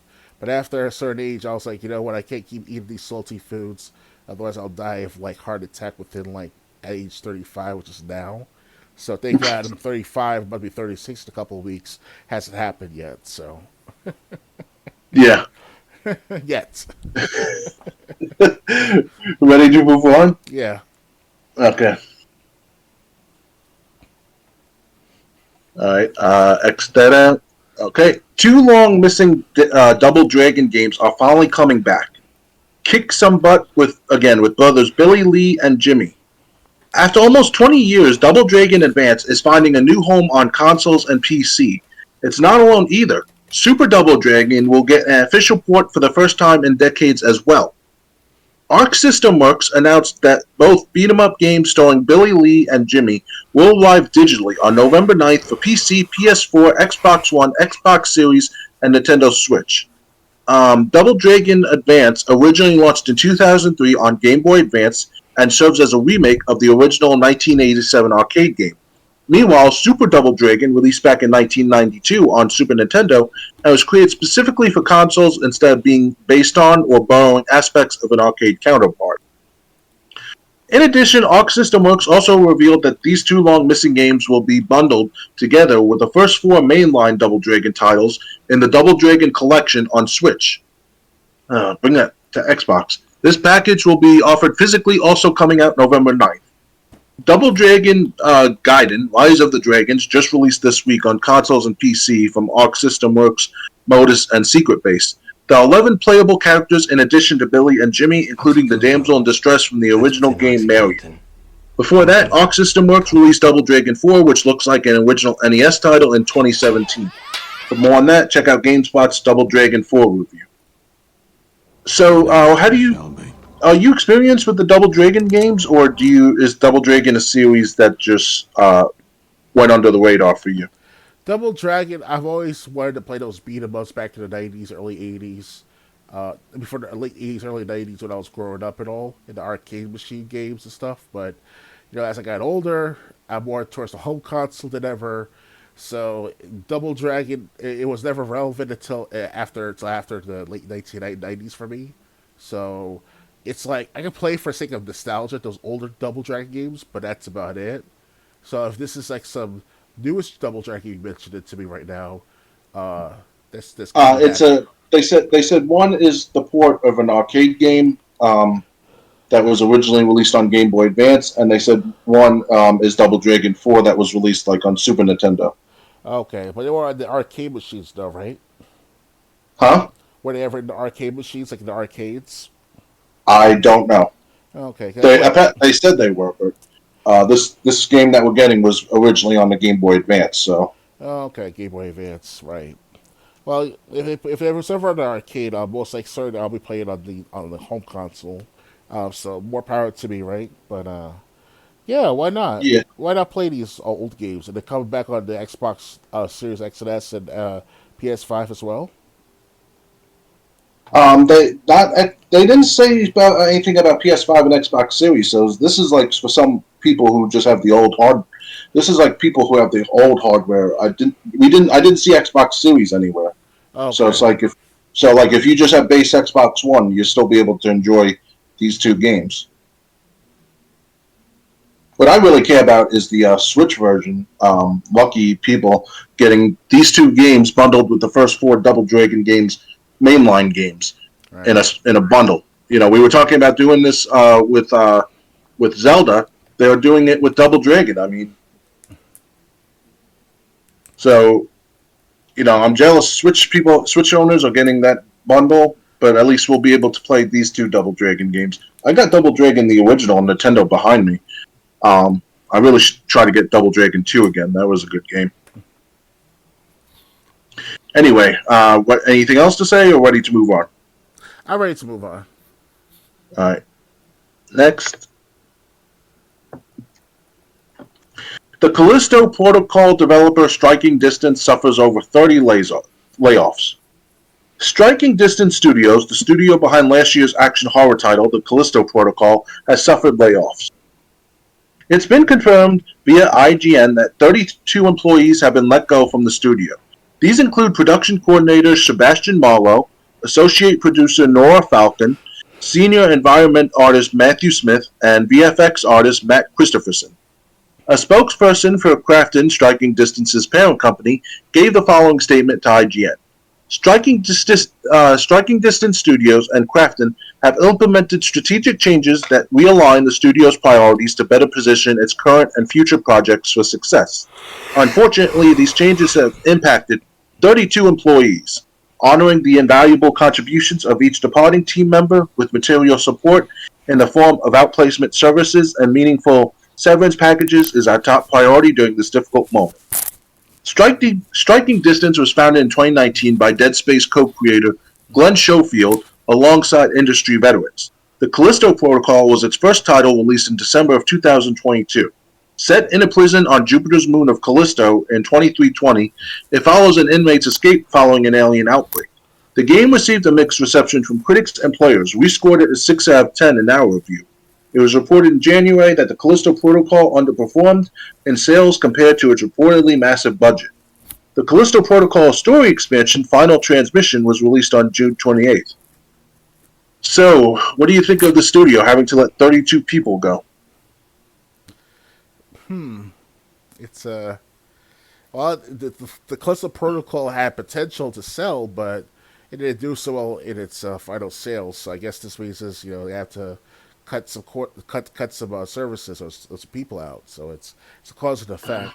I mean, Callisto Protocol is supposed to be the next Dead Space project or the next Dead Space type of franchise, what to call it. But I see that it didn't do so well after a few months after its release. So it sucks.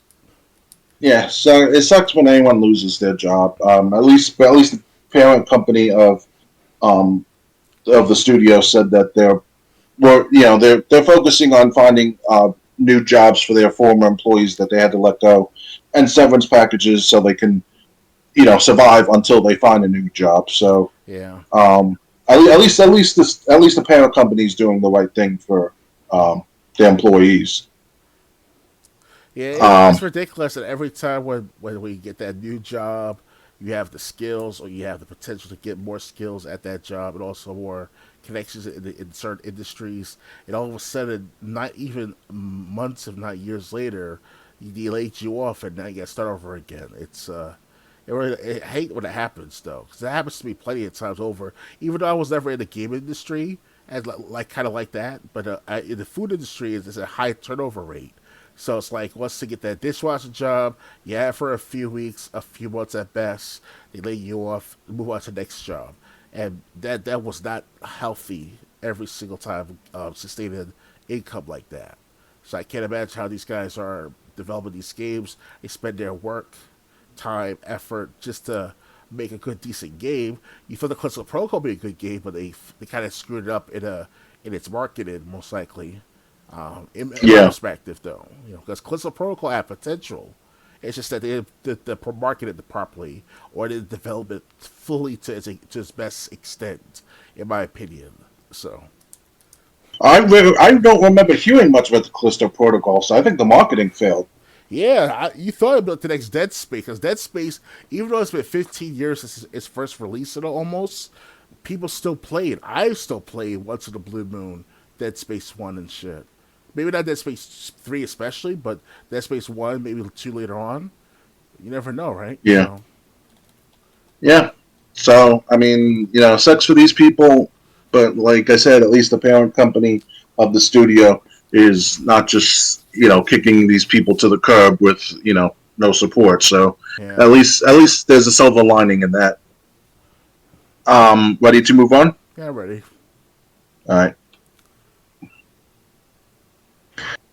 Um, yes, okay, this is the next one. Xbox Game Pass is losing 4 more games in August. Death Stranding is one of 4 games leaving Xbox Game Pass this month. A new month means new games on Xbox Game Pass, but it means a few titles will be leaving the service to make way for the new arrivals. A total of 4 games will be exiting Game Pass on August 15th in a few days. But as usual, you can save up to 20% with your membership discount to keep those games in your library. This month you can say farewell to Hideo Kojima's Death Stranding, the post-apocalyptic courier game, the two-fisted brawler Midnight Fight Express, the artistic RPG Edge of Eternity, and the strategic Total War Warhammer 3. Death Stranding was added to Game Pass PC back in August 2022, bringing with it ultra-wide screen support, photo mode, a high frame rate, and crossover content. The game has not yet made its way to Xbox One or Xbox Series and was previously an exclusive for PlayStation. As for the new additions this month, the excellent platformer Celeste is available right now and will be joined by other games such as A Short Hike, Everscape 2, and more.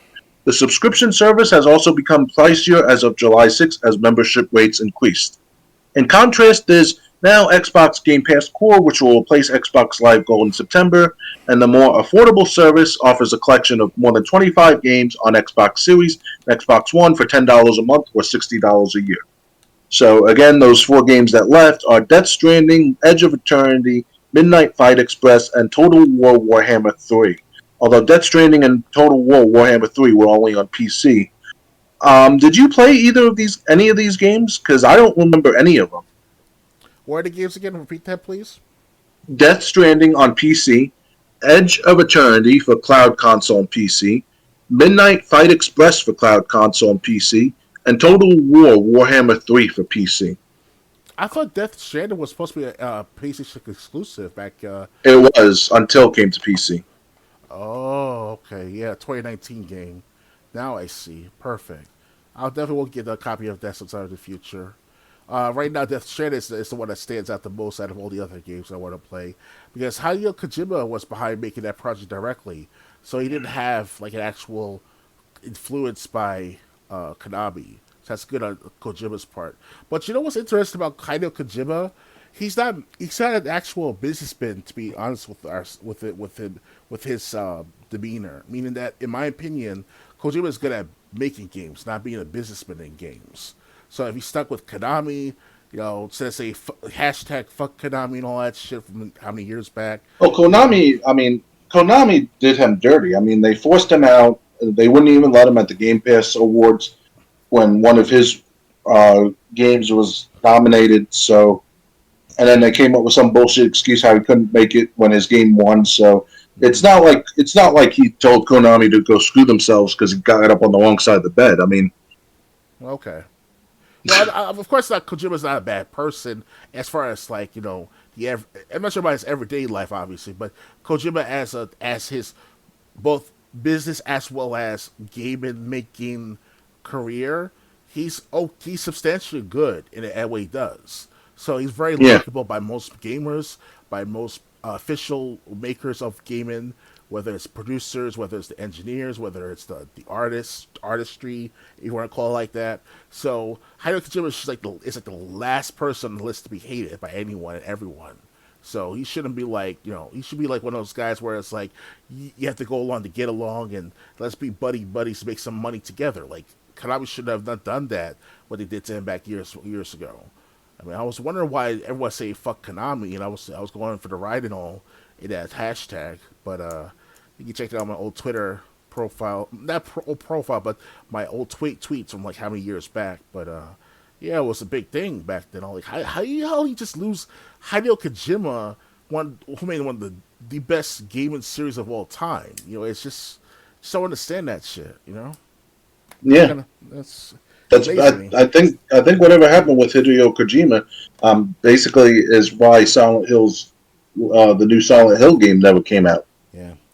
I hope Kojima will be around for another 25 years in life because I hope if I can master Japanese language. I'm still learning to speak Japanese as well as Spanish as of lately.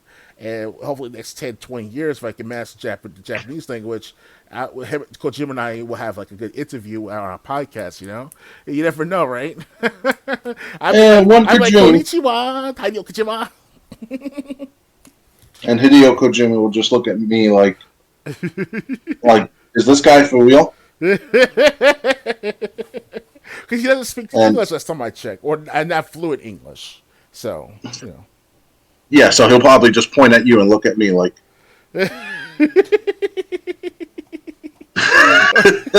Hey, I mean, we're trying to do something different in the future, so it's like but on a serious note, though, it's the guy's got a legend in the gaming industry. Like Kojima's going to be around for God knows how many more decades, making more games.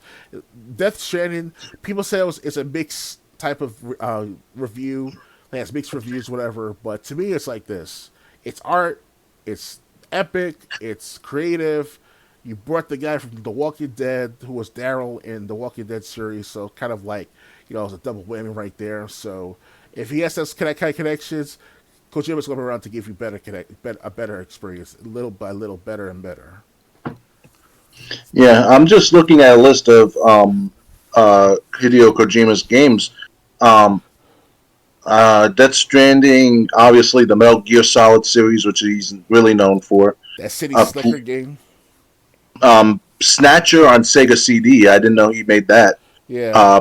Silent Hill PT, which never really was finished. Only the demo came out. Police Knots. Boktai, the sun is in your... okay, list of titles cut off. I'm just looking through the titles besides Metal Gear Solid. Lunar Knights, Zone of the Enders, and Castlevania, Lords of Shadow. Oh yeah, Castlevania. He did take part in Castlevania. Yeah, so I mean, so if you played any of the games, obviously Metal Gear Solid being one of his best series, you played his work. Yep, and soon this year they're gonna have the Volume 1 edition of the Metal Gear Solid games. It included the Metal Gear 1 and 2 from the 1980s and all. So that's perfect right there. Good deal to buy them right away. Personally, myself, I'll right away it's on sale because I already have copies of the first 3 Metal Gear Solids and take it from there. But if I'm I haven't looked, but like last time let me check price charting to see how much the original Metal Gear games are. It'll cost you $100 to get a brand new copy with little to no. Well, you don't get it's a Nintendo game. I mean, if you're getting a brand new copy just to play it, that's your problem. I'll refer to the Metal Gear Solid 1 game for the PlayStation 1. Well, okay, Metal Gear on NES, it's $14.46 for a loose cartridge, $100 complete in box, and $829.82 for a brand new game. That's not so bad. Metal Gear Solid 2. No, I'm looking for Snake's Revenge. I'll probably have to type that in. Metal Gear 2 is called. Let's see. Snake's Revenge. Snake's Revenge on NES. It's $13.81 for a loose cartridge, $104.99 for a complete in box, and nearly $500 for a brand new. That's not so bad. Yeah, I mean, I wouldn't get the brand new one, especially if you're going to play it, but Yeah. according to price charting, you can get the original 2 games for $25 if you just want the old events, if you just want the old games. Right. But anyway, ready to move on? Yeah, ready. All right. Next, Xbox Game Pass titles for August 2023 announced. I feel like did we cover this? We covered some of this. This goes further than what the old article did. Okay. So just let me get back to the top. A new month means a new slate of titles for Game Pass. Microsoft has revealed 5 games on the way for a subscription service on PC, cloud, and console in August, highlighted by A Short Hike and Broforce Forever. A Short Hike kicks things off August 3rd with a relaxing adventure that sees you trekking up a mountain. In GameSpot's glowing A Short Hike review, we wrote, it's about seeking quiet communication with nature even as you make your upteeth-like hike towards the peak, while finding contentment and stumbling upon thinner, quaint scenes. For something louder and bloodier, as polar opposite as you can get, basically, Microsoft will also add Broforce Forever on August 8th to the service. This is actually a massive update for the Contra-like game that parodies pop culture with a handful of new characters, including Buffy the Vampire Slayer and Zebra, Warrior Princess. Not to be overlooked, the critically acclaimed Limbo and Everspace 2 are also heading to Game Pass on August 9th and 15th, respectively. They'll be joined by the city-building title Airborne Kingdom on August 10th. Don't forget that Celeste also becomes available on the service today, as it was announced with the second wave of Game Pass title for July titles. Also just happens to be one of the best games in years. Last month also saw the surprising return of GTA 5 to Xbox Game Pass. In addition, Game Pass will lose the titles we went over. So, the new additions. Celeste came to Cloud Console and PC on the 1st. A Short Hike came to Cloud Console and PC on the 3rd. Broforce Forever came to all 3 on the 8th. Limbo came to all 3 on the 9th. Airborne Kingdom came to all 3 on the 10th. And Everspace 2 will be coming to Cloud and Xbox Series on the 15th. Are you interested in any of these games besides that we haven't talked about? And the games are again, please? Just to make sure again. I'm sorry. Well, we already talked about Celeste. Right. A Short Hike, Broforce Forever, Limbo, Airborne Kingdom, and Everspace 2.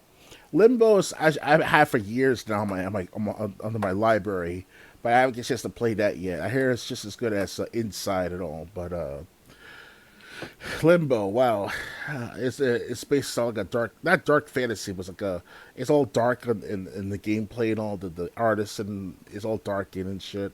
The lighting is dark, so it's kind of like very intense to look through, in the obstacle courses in front of you and stuff, and not to be caught in the light by some machines and all, by people, the guardsmen and all. So looks good. As far as the rest of the other games, I'm not sure about, to be honest with you guys. Okay, yeah, none of those games really interest me. I'd be more interested in GTA 5 than any of them. So, I really got nothing to say about those games. Yeah. Okay, one article was like a duplicate, so I got that out of the way. You ready to move on? Yeah, ready. All right. Next. Report. Nintendo Switch successor console releases in 2024. We could be getting the next-gen console follow-up to the 6-year-old Switch soon. Nintendo is reportedly planning to release its much-desired follow-up to the Nintendo Switch in the second half of 2024. Sources aware of the Zelda publisher's next-gen console reportedly told VGC that it would be portable like the Switch, but most details are still snugly under wraps. Nintendo itself has been exceedingly coy about the future of its hardware. often bowing out of specifics when asked. Earlier this summer, for example, when investors asked if the Switch, which came out in 2017, was approaching its end of life, President Shuntaro Furukawa focused on the longevity of its software instead of suggesting it would ever be replaced by a different console. Never before in hardware has software sold at such a pace, he said.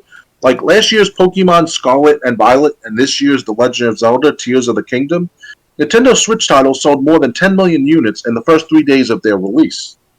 Despite selling over 125 million, the Switch install base has slowed its growth over the last 12 months. The hardware has also struggled to keep up with some big new releases like Xenoblade Chronicles 3 and Pokemon Scarlet and Violet through 2023's The Legend of Zelda Tears of the Kingdom showed the current Switch can still deliver a Game of the Year worthy blockbuster with beautiful visuals and good performance. BGC suggested a release window lines up with a Nikkei report from earlier this year, pointing to a similar timeline based on Nintendo's current negotiations with part suppliers.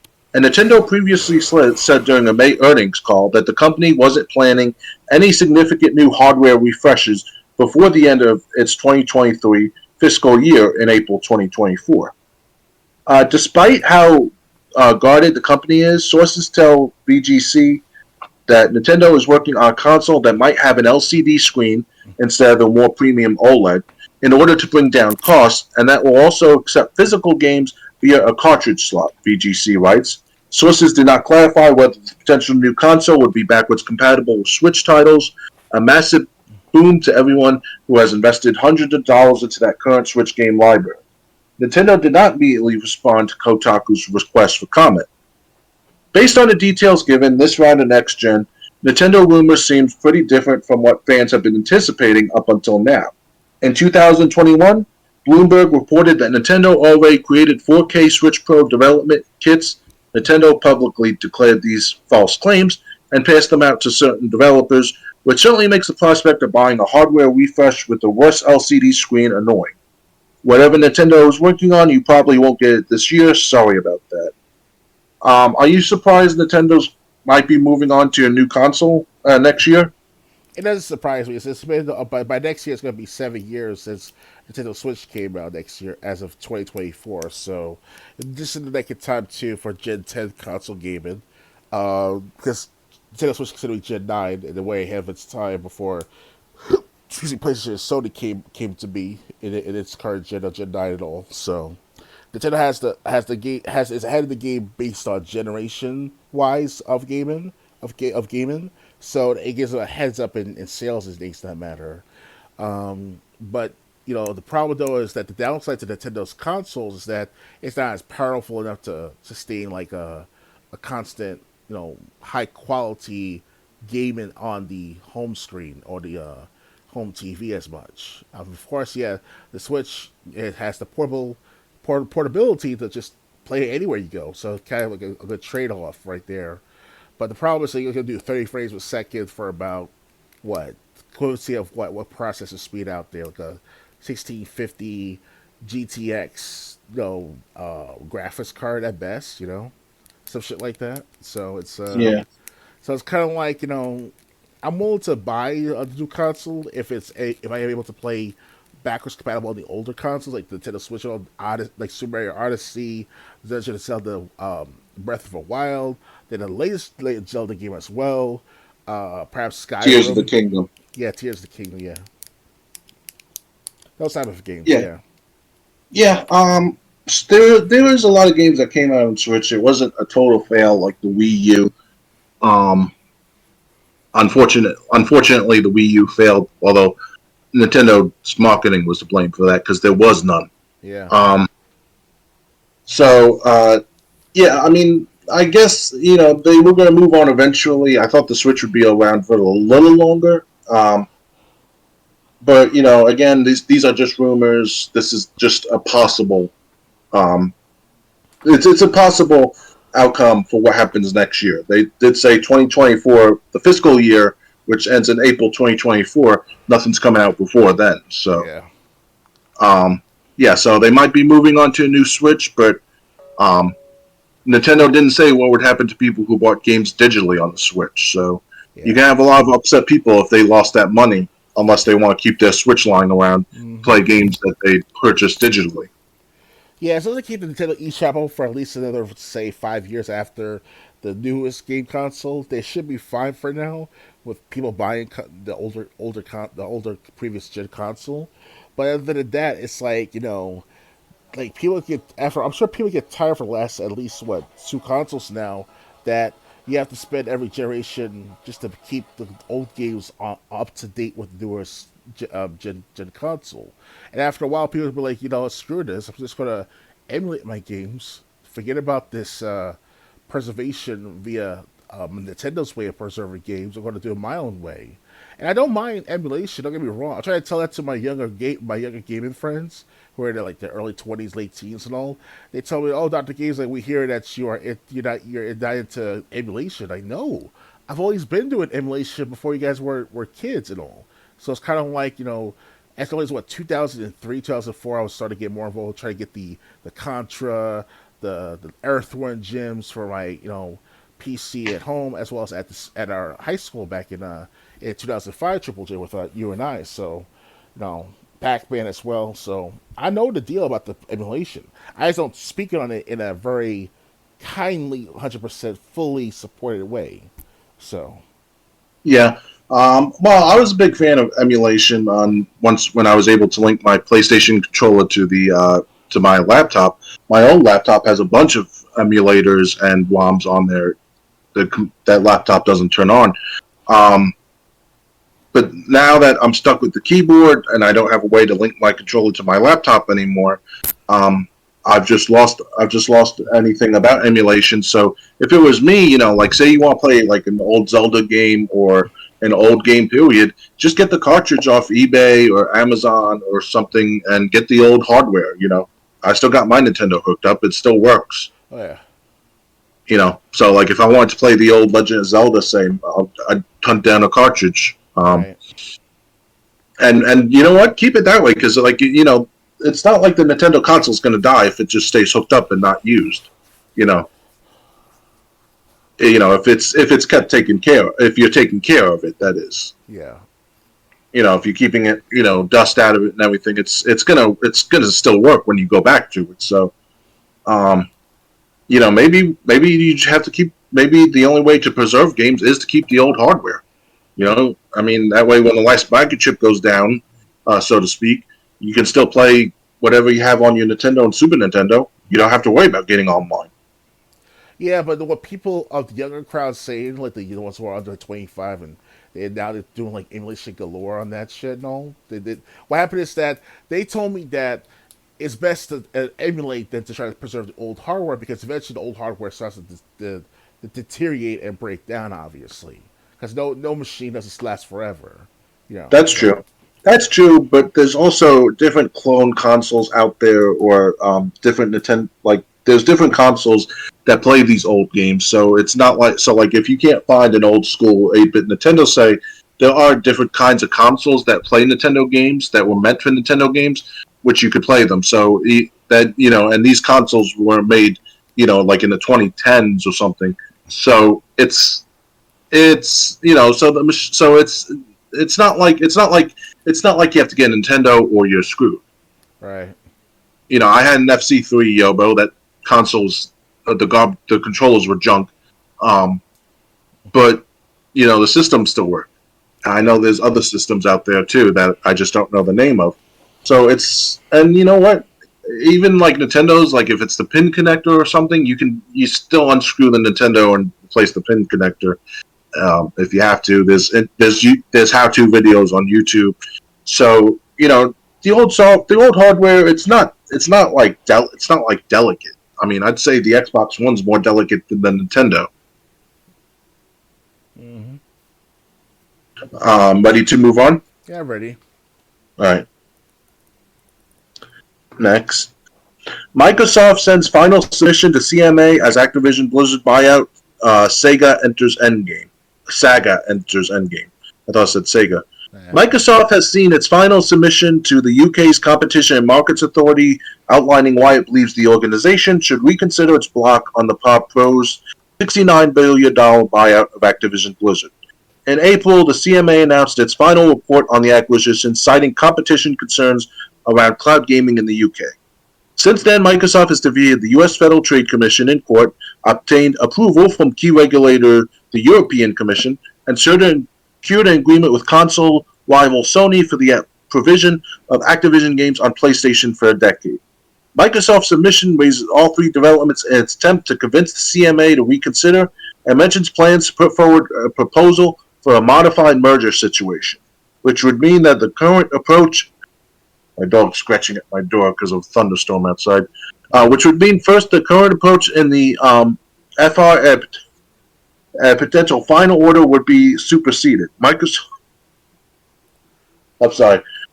and the CMA are currently negotiating these unannounced proposals, reported to involve a dive structure that could relate for a licensing deal for the cloud.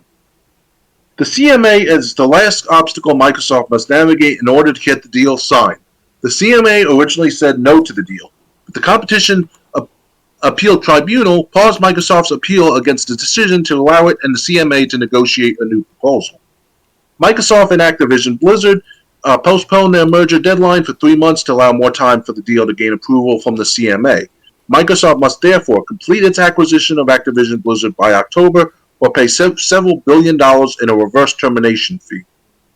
Submissions under Section 481 of the Act regarding material change of circumstance or special reasons are very rare. Material change of circumstance, in a note published today, July 31st, is not a usual part of the CMA's process during a remedies implementation period to consult on submissions received in response to a consultation on a proposed undertaking of or order. However, in light of the guidance provided by the Competition Appeal Tribunal on this specific case, the inquiry group has decided it is appropriate to do so in this case.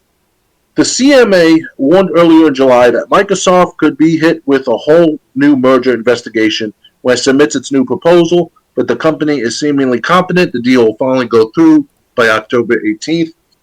The $68.7 billion deal was announced in January 22, meaning it's so far taken 18 months to go through. The CMA has now invited anyone wishing to comment on Microsoft's submission to get in touch.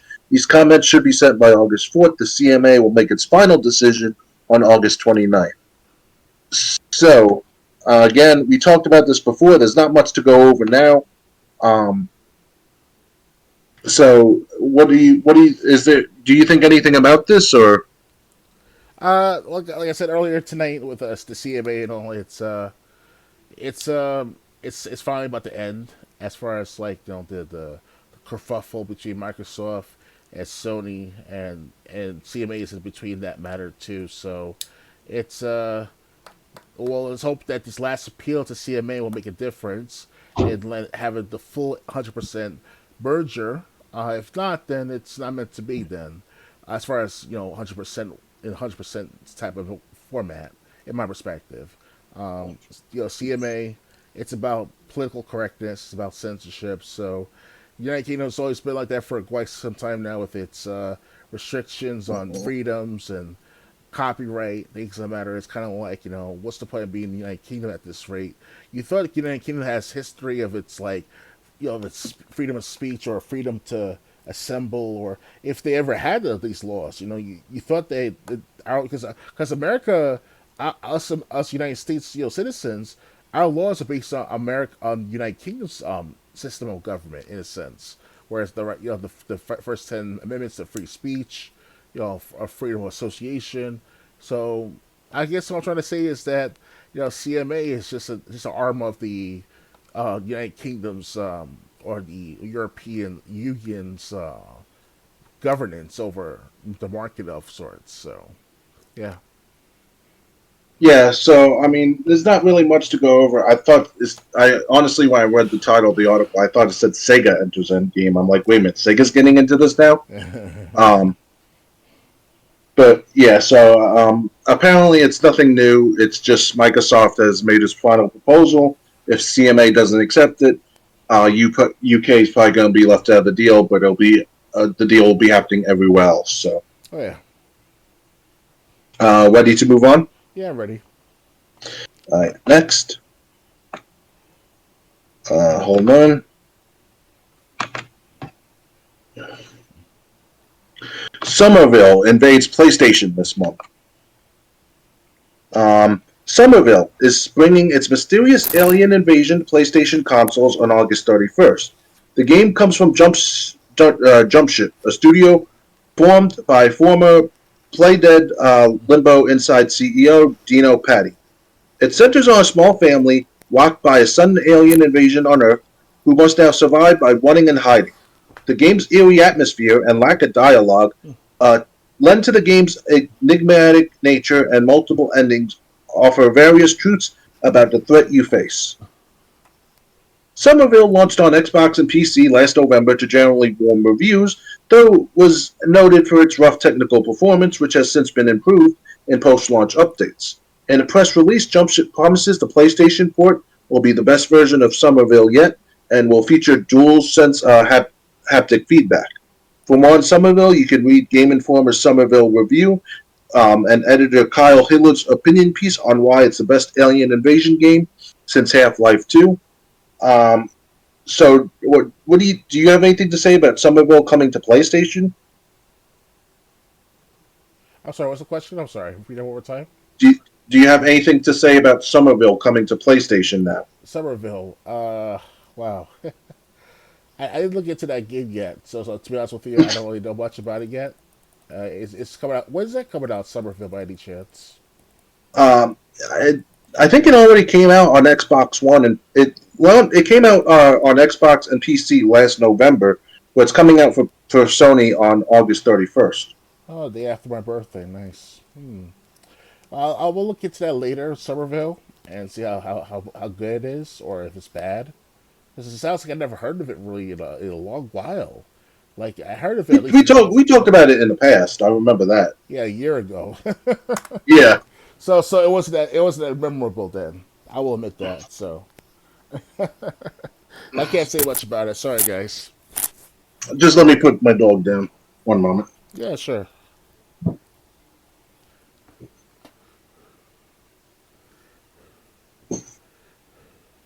And if he wants to get out my, it's funny. He might want to get out of my room, but no, he's laying down on the chase I watch TV in, so he's good for now. Oh yeah.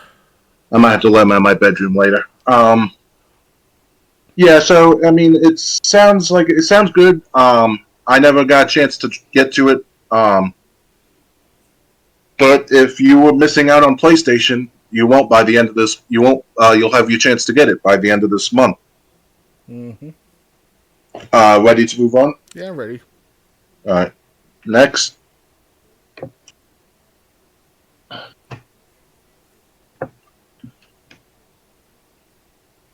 Red Dead Redemption comes to PlayStation 4 and Switch next week. Red Dead Redemption is one of the best games of the PS3, Xbox 360 era, and it hasn't migrated from those platforms since it arrived in 2010. After 13 years, that finally changes with a surprise jump to PlayStation 4 and Switch. Rockstar announced today that Double 11 Studios is creating these ports, which include the zombie-themed Undead Nightmare expansion in one package. It also means that PS5 players can experience the game due to PS4 backwards compatibility.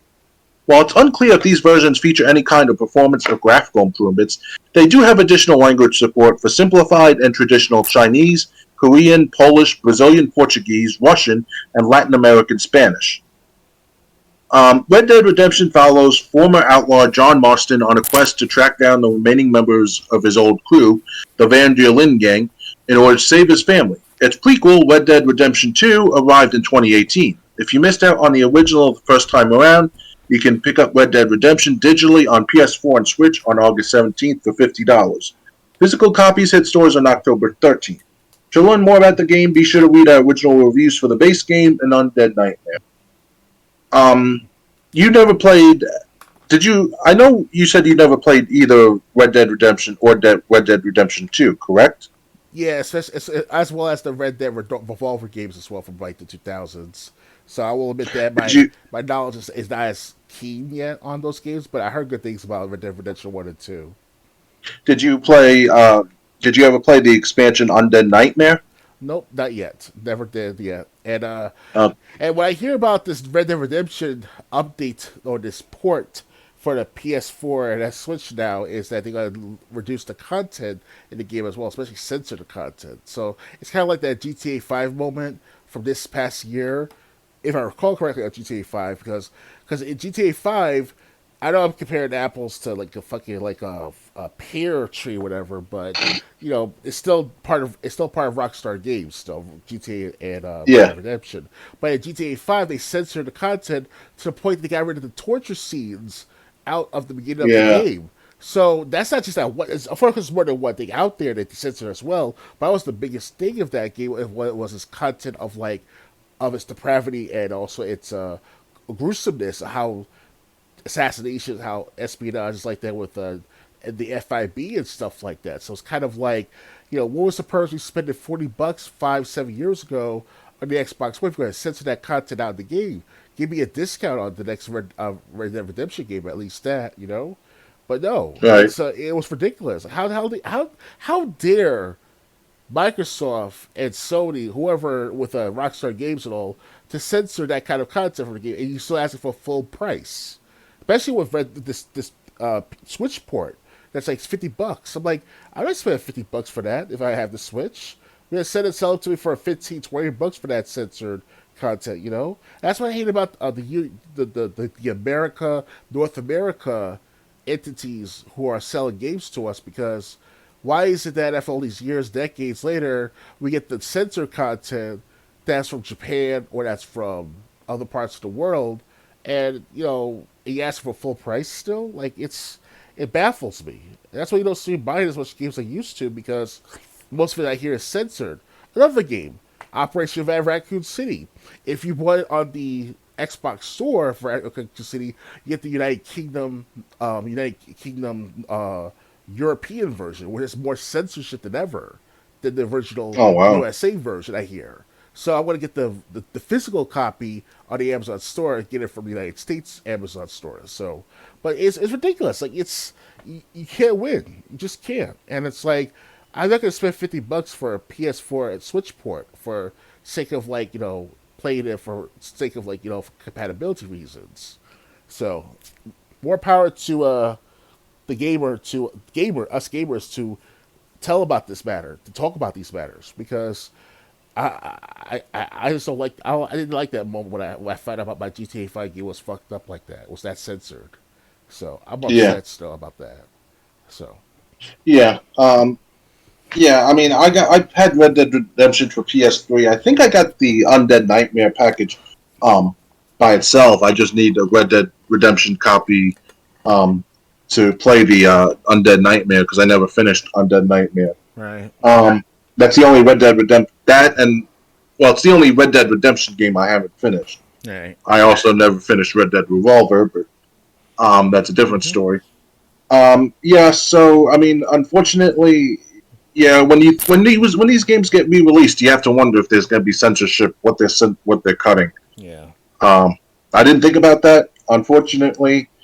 So if you don't want to have to deal with censorship, hopefully you still have a PS3 or Xbox 360 that can read disc, and hopefully, and you just have to try to get a copy of these games on their original hardware Yeah, but instead of digitally.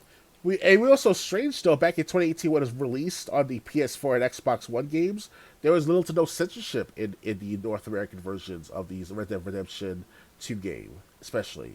So why 5 years later you want to censor it? Well, I don't understand that. The people that have been playing Red Dead Redemption or the Red Dead games altogether as a franchise were like teenagers, like you and I on Triple J. Because Red Dead Revolver Yep. came out back as early as 2002, 2003. So I heard about Red Dead games for since as early as 2002, 2003, 20 years now. So that's more like, we're adults. We understand there's violence in the world, there's depravity, there's torture, there's espionage, there's, the Wild West and all back in the day and all. So why not give it to us? But they try to weed out, if you want to call it like that, weed out the gruesomeness for the younger gamers, so that way they would act like that in the future or whatever. In my perspective, they don't want them to reenact that torturous human indecency. So I understand the feeling to have to reduce that as much as possible, but we still gonna think like that eventually. It's either art imitated life or life imitated art. That's the never ending question right there. So Yeah. So I mean, yeah, if you got PS4 and Switch and you want to play it, but I didn't know that they were censoring stuff in Red Dead Redemption. So yeah, for the PS4 and Switch for the time being. But for the Xbox One and PS4 back in 2018, the 2018 original release, you can still buy it full, or at least most of the content was not censored yet. Last time I checked. But GTA okay. 5, Well, if you want to if you want to make sure you don't get any censored content, just get a PS3 or Xbox 360 version. if I recall correctly, Red Dead Redemption 2 was only for the Xbox One, PS4, and PC. So Yeah, but I don't remember anything being censored in Red Dead Redemption 2. why you mentioned the Xbox 360 and PS3 then? For that's for Red Dead Redemption 2. We're talking about the original. Oh, you mean the one that it's from the 360 time and Yes. PS3? Oh, I'm sorry. I'm very sorry about that. I thought we were still on the Red Dead Redemption 2 as well. Last time I checked. No, no, we're talking about Red Dead Redemption, the first Red Dead Redemption. My mistake, guys. But still, it's still censoring. They're still censoring Rockstar between Rockstar, Sony, and Microsoft. Still, that's what I realized and found out too. So it guess it doesn't matter to some extent what I just said, but it's still relevant. I will admit that. So Okay, ready to move on?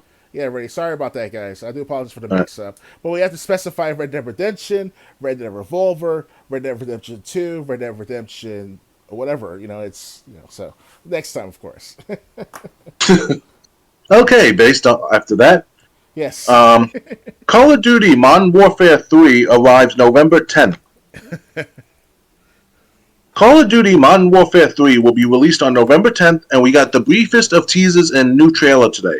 Activision confirmed today's reveal last week after the game leaked online. The teaser doesn't provide much to go on except the release date, platforms are unannounced, but we imagine it'll be on the usual suspects. Sledgehammer Games is taking the reins, making it the first Modern Warfare title not made by Infinity Ward, but still assisting, as all Call of Duty studios tend to. Sledgehammer's last entry was 2021's Call of Duty Vanguard, and it also developed World War II and Advanced Warfare. In the meantime, be sure to check out our Modern Warfare 2 review and read how that game and Warzone will continue to get content updates in the form of new celebrity operators such as Snoop Dogg and Nicki Minaj. You can also read about how Sony signed a deal with Microsoft to keep the franchise on PlayStation for the next decade as part of the ongoing Microsoft Activision acquisition. So, are you looking forward to Modern Warfare 3? Yeah, why not? Unfortunately, I will admit this right now to you guys. It's been almost a whole year. Almost a whole year.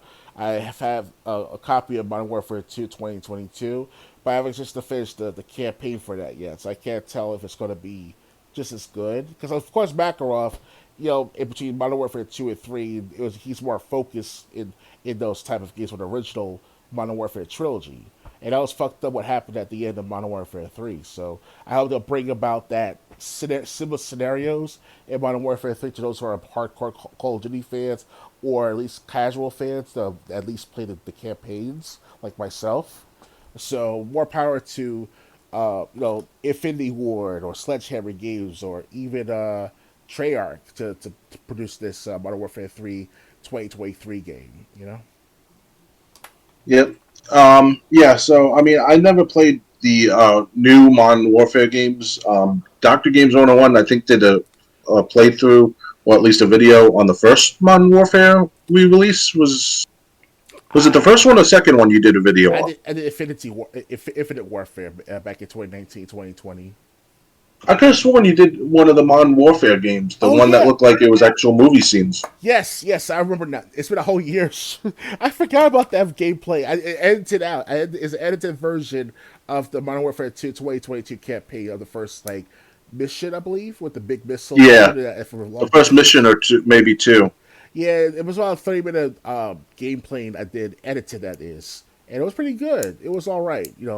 Unfortunately, it wasn't as impactful as the first Modern Warfare 2019 game. It's because Modern Warfare 2019 is supposed to be this epic thing because of realism of how the SEAL teams, the Marines go through raiding houses, stuff like that in Afghanistan and all. So to kind of relive that or reenact that matter, that was the biggest thing about that Modern Warfare 2019, because you had to choose between the mother or the child, which one you have to shoot first, or to shoot one of them for at least one of them, and take it from there. So that was the gruesomeness about that particular game. But Modern Warfare 2 2022 didn't have that impact before. And also there's a lot of cheaters in the multiplayer too. So it's kind of like, it ruined the... It's legal too to buy these cheat systems from GameStop. And I'm like, what's wrong with GameStop for 2022? That don't make any sense. That's why I gave up. Anything for GameStop to make money on, they're going to try. They're that desperate. I mean, I understand they want to sell stuff in a very distinct type of way with other gaming companies, gaming stores and stuff, but you're making people cheat to a point that they have to cheat in order to play good or have a good time in the game. That's stupid right there. It used to be based on skill and perseverance and endurance and also wits as well.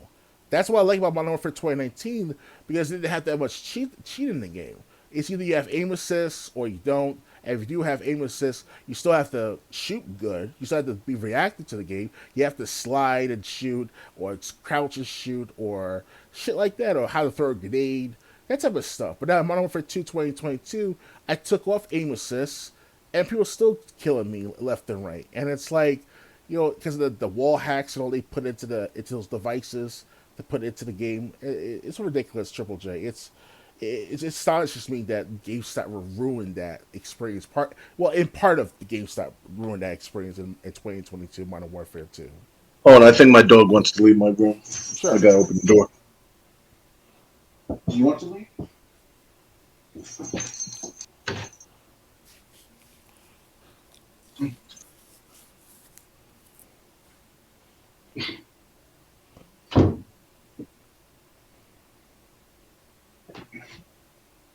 He heard someone in the kitchen, so he wanted to go see who it was. Understood. So he might be coming back. So like I said, I never got to play one of the two Modern Warfare remakes. And they said nothing really came out about Modern Warfare 3. Not even a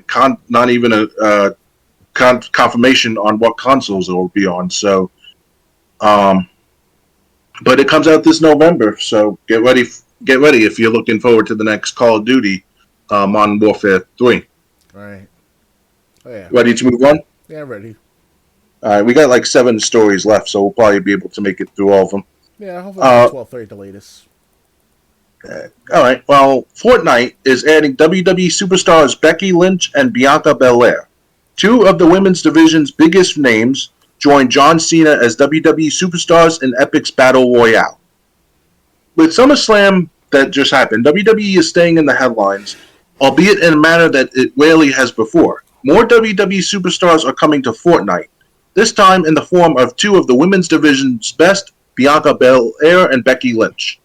Each character will presumably have additional accessories like most Fortnite skins do, as the wrestlers will join John Cena as the second and third superstars to make their way to from Battle Royale to Battle Royale.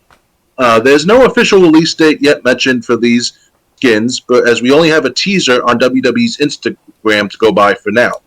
2 new women WWE skins were previously leaked by Hypex, Fortnite's foremost data miner, but we didn't yet know which characters would be involved. Becky Lynch, I like her costume. Bianca Belair just looks like she's wearing a t-shirt and like leather pants. Okay. So it's nothing like Tori Wilson's Trish Stratus, huh? According to additional leaks, the pair will be sold as a bundle for 2,400 V-Bucks and includes a pickaxe and back bling for each, as well as a championship celebration emote. As always, these skins are cosmetic only and do not offer any gameplay advantage. As much as we'd love to win a round with Belair's KOD, look for the skins to hit the item shop sometime this week. I wish I had a way to show this. Maybe I can on Discord if I can share my screen. Mm-hmm. So just one moment, if it lets me. Yeah, sure. Did you hear that Trish Stratus is back at WWE again? Yeah, she That's was work. She came back to work with Becky Lynch actually. yeah, that surprised me. Like Trish Stratus still got some game. Yeah, I mean, she's in her 40s, but you know. Okay, so I uploaded so you can see the skins on Discord. Right. So, any opinion on these skins? That's Becky Lynch on the left, Bianca Belair on the right. Now Bianca Bella, that's the one with the long hair, right? Yep. It's kind of a major turnoff with her still having that kind of hairstyle.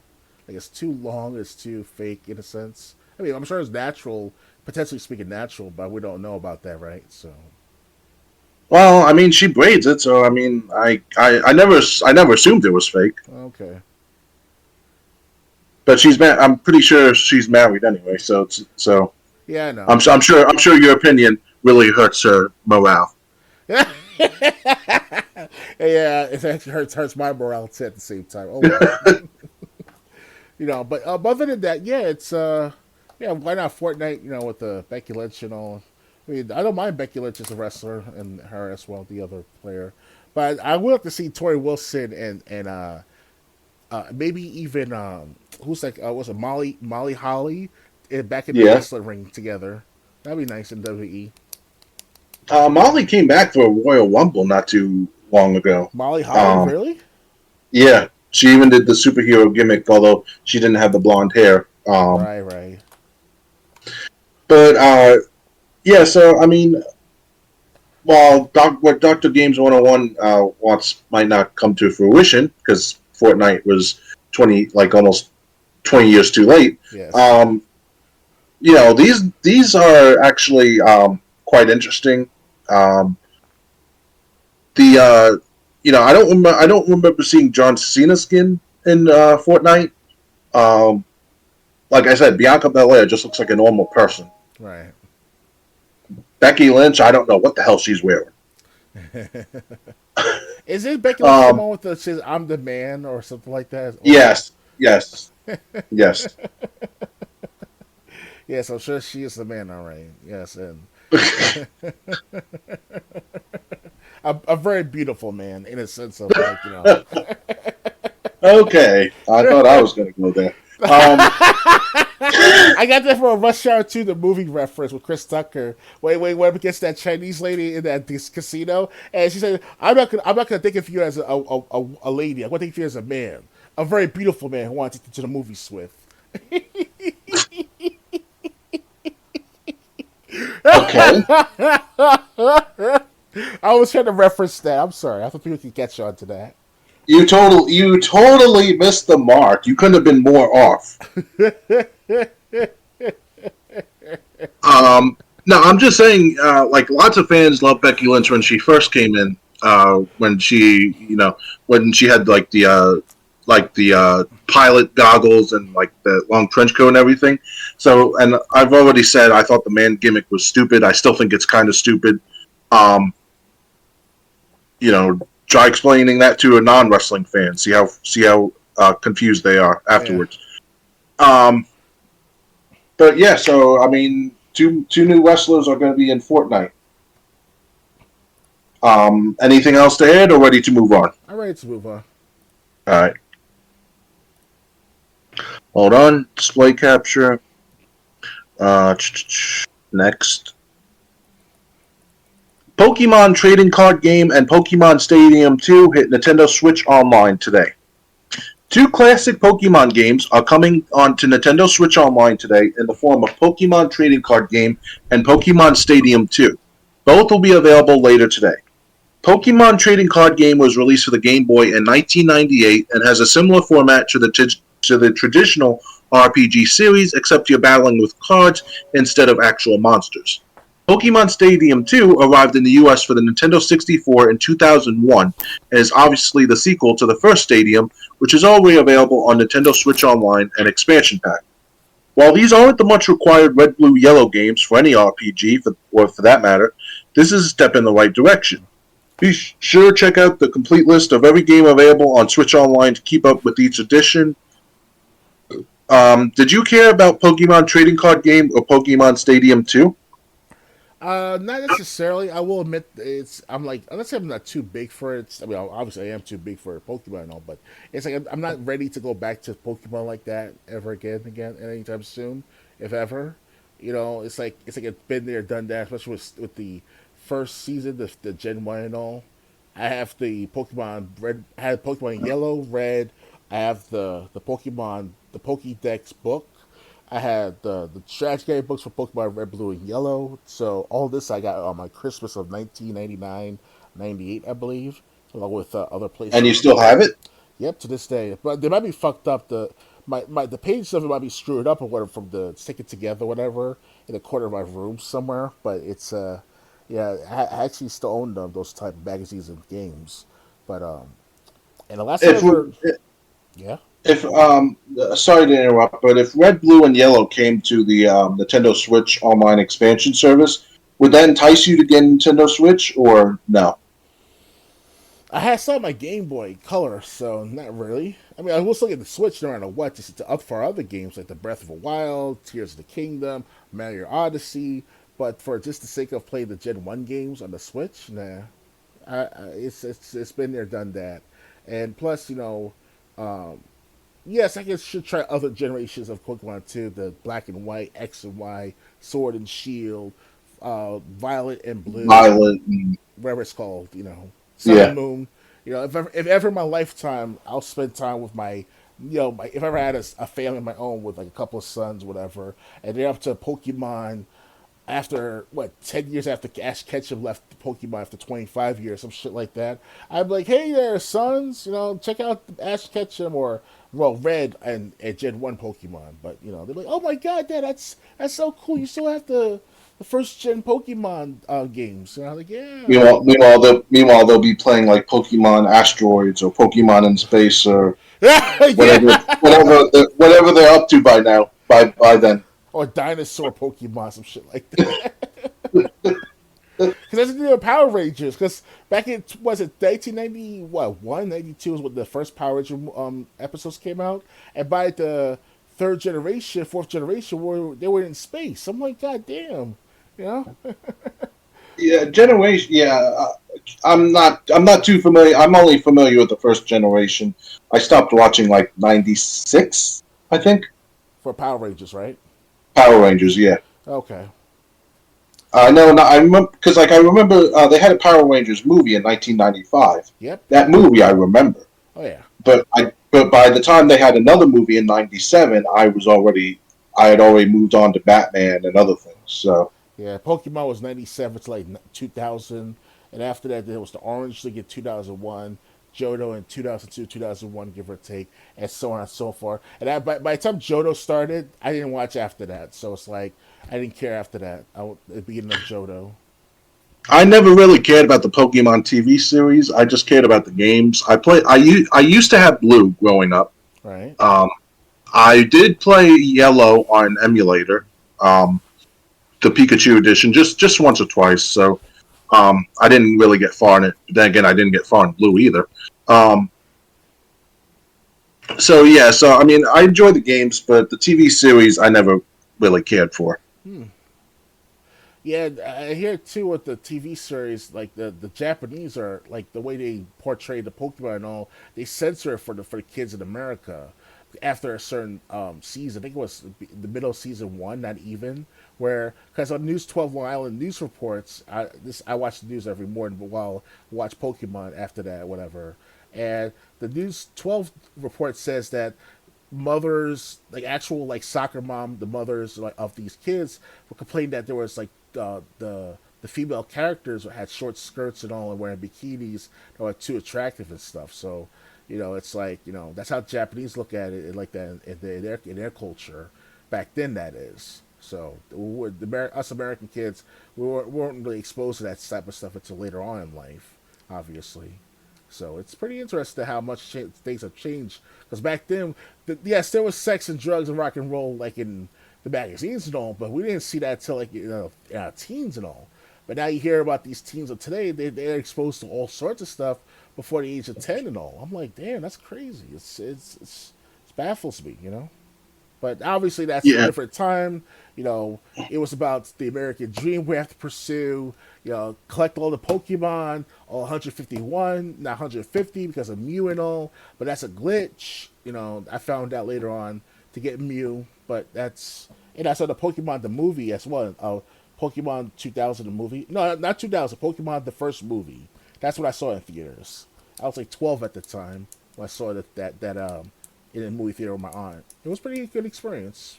So All right. Well, anyway, never had experience with any of these games, trading card game or Pokemon Stadium 2.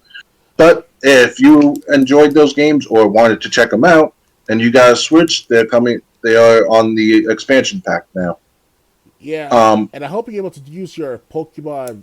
What's it called? Silver, Crystal, and some other games that comes with the Pokemon Stadium 2 bundles as well.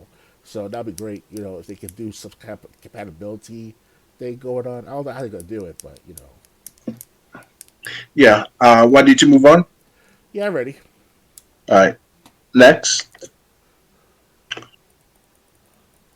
WrestleQuest suffers last-minute delay to late August.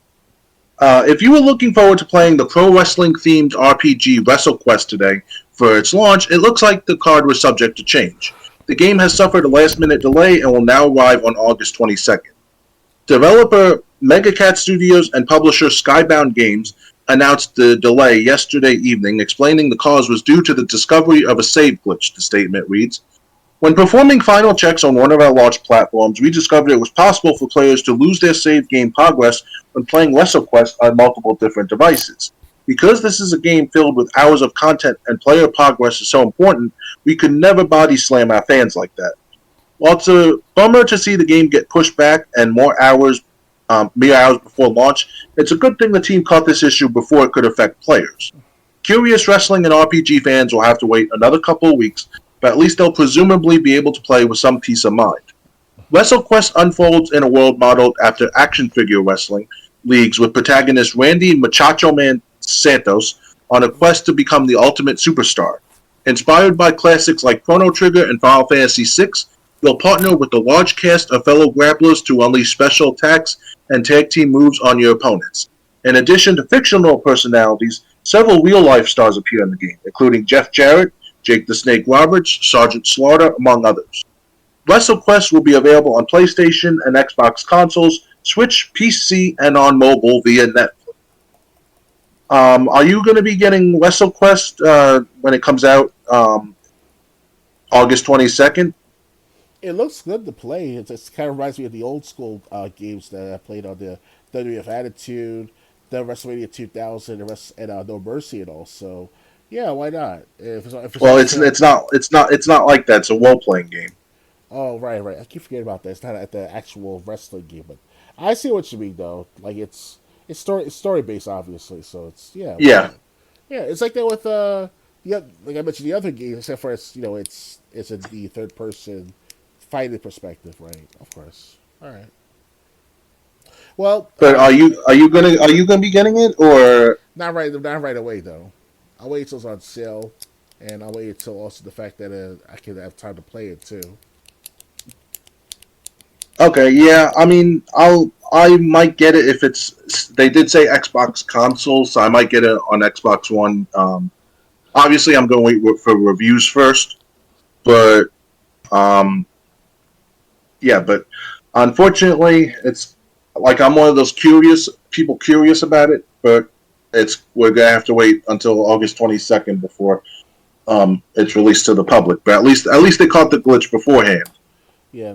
If this was EA with The Sims, they just were released it with the glitch in the game. Right. And Uh, WrestleQuest sounds like it's something that you play on your like alternative time in a sense. Like free time is like for like the what they Call of Duties, the Halos, you name it, those type of major games. But then all of a sudden, if you want something to take a break from and you're on the go or something like that, like you take an Xbox One with you, let's say, I don't know, somewhere to your friend's house, where that's the good time to play that game, Because understand the wrestlers, the story modes.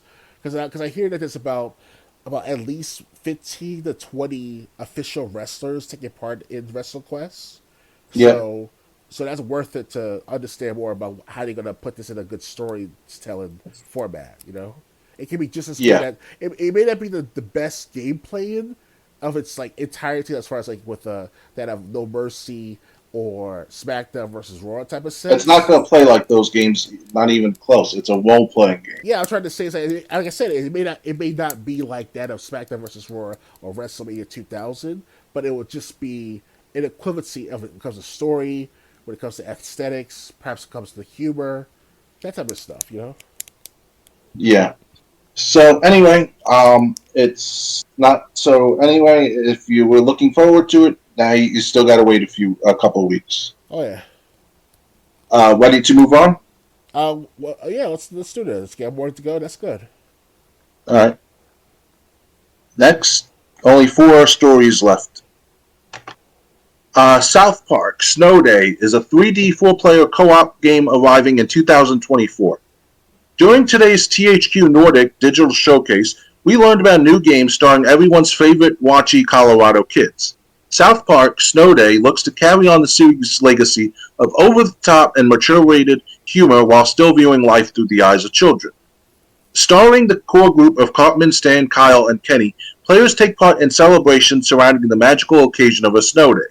4 players can join together in this co-op title on a quest to save the world during a day without school. You can see the teaser trailer for this game below. We don't have many more details surrounding the title, but the game is in development by Question Games, a studio based in California and Virginia. In the past, the studio has worked on the Blackout Club and the Magic Circle. South Park Snow Day is set to arrive on PS5, Xbox Series, Switch, and PC in 2024. Do you want me to play the trailer? Yes, please, if you can. Okay.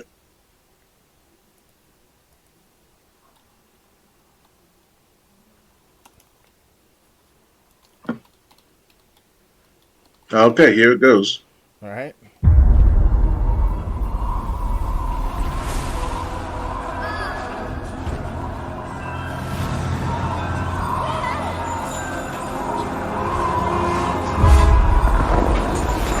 Whoa, kid! It's so beautiful! It's a snow day, the most magical of days in a young child's life. Yes! Yes! There's no kid! It's a snow day! God damn.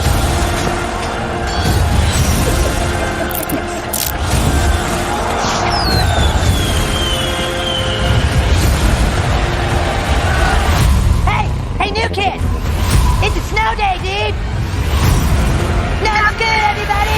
No good! Oh wow, it's 2024. Okay.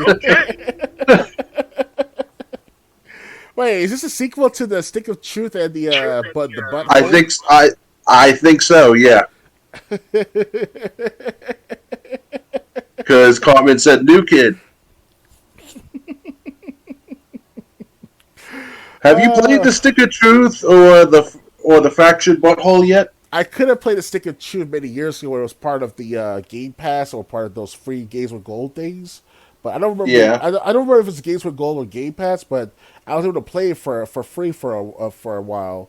But I didn't just to play again on the Xbox One, unfortunately. So, no. Yeah, I got when I bought the Fractured Butthole, I got a copy of the Stick of Truth for free, even though I purchased the Stick of Truth when it first came out, just never got to it. Right. So, but I got stuck on the alien spaceship. On the Stick of Truth, the Fractured Butthole, I completed the whole game. Right. Yeah, so this game, it looks like it's going to be the third adventure, but this time it's got co-op multiplayer. So, yeah, I don't know if we'd be able to play it unless it goes on Switch and it's available via the cloud. Mm-hmm. But if it does come that way, we'll be, we could work together in this game. So. Oh yeah, definitely online cooperative co-op. So. Yeah. So obviously I don't have the money to get an Xbox Series or anything, and like I said, gaming is really not something I'm focusing on money wise right now. But this. I like the second game. I got stuck on the first game. I could always just restart it. But yeah, this game looks great. Yeah, can't wait. Co-op, which they were adding multiplayer co-op. So yeah, hopefully I'm not sure what month it is going to be in 2024 of its full release, but hopefully by if it's like December next year, I should have money by then to save up to buy the copy by then for the Stick of Truth and Fractured But Whole and also Snow Day. well, Snow Day is going to be Xbox Series or PS5, so you would need a system. Oh, that sucks. Oh man, I forgot about that. Like I said, if it's on Game Pass, somehow, maybe it will. Otherwise, maybe we'll be able to play it via the cloud. Otherwise, we're just gonna have to sit at this one until we can get an Xbox Series or PS5. Yeah, now they're making me want to get more and more of the PS5 and Xbox Series now more than ever. Hey, it's better than getting it when it first comes out like at $500. I mean, or $600 some places. Or scalpers. Yeah. Scalpers asking what was it, $1,000, $2,000, $3,000 for one PS5 back in 2020, 2021. It was crazy. Yeah.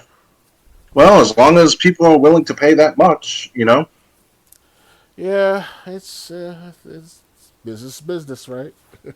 Yeah. Ready to move on? Yeah, I'm ready. All right. Next.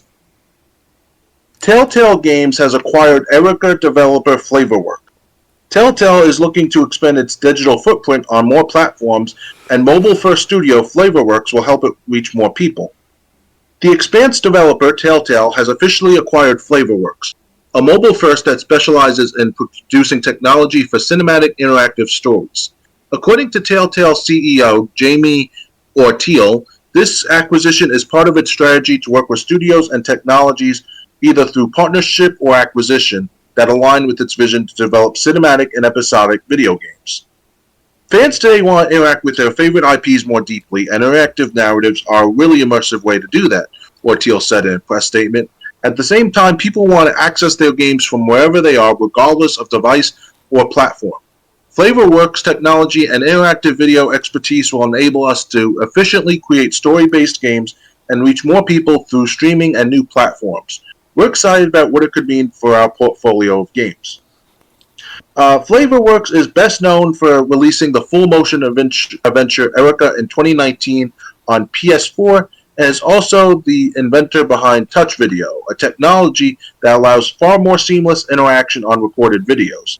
The Flavorworks team technology and creative expertise is a perfect fit for Telltale, said Sir Ian Livingstone of Hero Capital, the company that backed both studios. Following Telltale's successful launch of The Expanse with its strong reviews and excellent player feedback, I look forward to seeing what gameplay innovations or collaborations with Flavorworks will bring in building best-in-class narrative games. Telltale Games, which was reborn in 2018 after the original studio closed its doors, released the first episode of The Expanse, a Telltale series, in July. Available on PS4, PS5, Xbox Series, Xbox One, and PC, the game is set prior to the events of the original TV series. The new incarnation of Telltale is also working on The Wolf Among Us 2, which is preparing to launch in 2024. So what do you think of Telltale Telltale Games buying this Flavorworks, which is basically a mobile studio developer? I'm very surprised Telltale has the capacity to even buy companies like that at all. Because if I recall correctly, about about at least 3 years ago, Telltale was considered to be out of business because of the project they're trying to develop for the season 4 of Walking Dead. That was incomplete at one point. And I think Skybound. I think that's how Skybound got the rights to the series. They helped Telltale finish it. Yeah, so unless Skybound has its hand in it and maintain the Telltale series and buy it up that No, this is a new Telltale Games. The old one closed its doors in 2018, and then less than a year later, someone reopened Telltale Games they had a new and they were hiring basically all new people and everything. Right. I Okay. still remember. I still remember the job post that they were when they reopened their studio. Right. If only if I had the skills in order to be part of the team, right? Yeah, Because I can be, yeah. I'd love to make work my on the own. Wolf Among Us too, or Because just at least get a sneak peek of it. I can help out making new IPs for Telltale Games somehow, some way. Just get a bigger cut of the deal as well from that, or just make my own system. But that's like in of itself work a lot of work. But other than that, yeah, it's yeah, I'm glad that Telltale Games has full operations prior to that prior to its closing its doors back in the early 20s and late 2010s. So it's yeah, more power to them, right? And for me, it's this though. As long as they make good Telltale games, as long as it's very interactive, they can go forward just as long as like that of I don't know, perhaps Ukes games like the wrestling games and stuff like that, or perhaps Nintendo or with Zelda and all. So it does. If it happens, right? It's a blessing, I'm glad that Telltale's can come back with full force. And like they said, they're still working on the Wolf Among Us too. So That's gonna be their cash cow. Well, not cash yeah, cow literally, but a temporary boost in as a cash cow of like the Telltale sagas. So if yeah. they can make I good think sales, I think honestly that game's going to be the make or break for the new Telltale games. yeah, I hope it's good because if you saw the trailer back years ago on We our did. podcast, yeah, that was some good shit right there. Like the fucking like he turned into an actual wolf, a huge giant Yeah, wolf and all. Like god damn, because you didn't see that in the first Wolf Among Us at the end of the game. Because I played the end at the full game of it, and I was like, wow, that's fucked. That's kind of fucked up. That the, well, you saw Bigby turn when he got into the fight with Beast, yeah. So but yeah. So I mean, Telltale Games they seem to be doing well, but hey, we're still waiting for the Wolf Among Us too. I mean, take your time to make sure it works and everything, but I'm still clamoring for it. yeah, yeah, that's still fucked up. How Big B just fucked up one of the Tweedledee characters.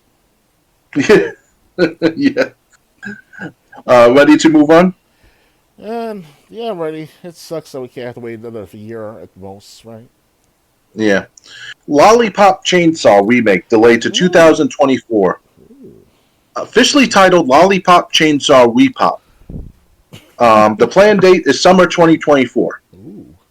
Dragami Games has announced that the Lollipop Chainsaw remake has been delayed until summer 2024. Additionally, the official title of the game is now Lollipop Chainsaw Repop.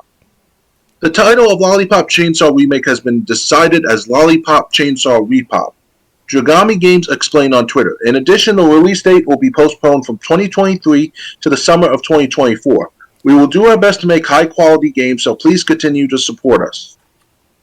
The original game was released for 2012 for PlayStation 3 and Xbox 360, but no platforms for Lollipop Chainsaw Repop has been announced yet. The original producer, Yoshimi Yasuda, is working on the game. However, it's been confirmed that veterans Suda51 and James Gunn aren't involved with the remake. Yasuda has also clarified that he wants Repop to stay as close as possible to the original game. As a result, the story won't be changed.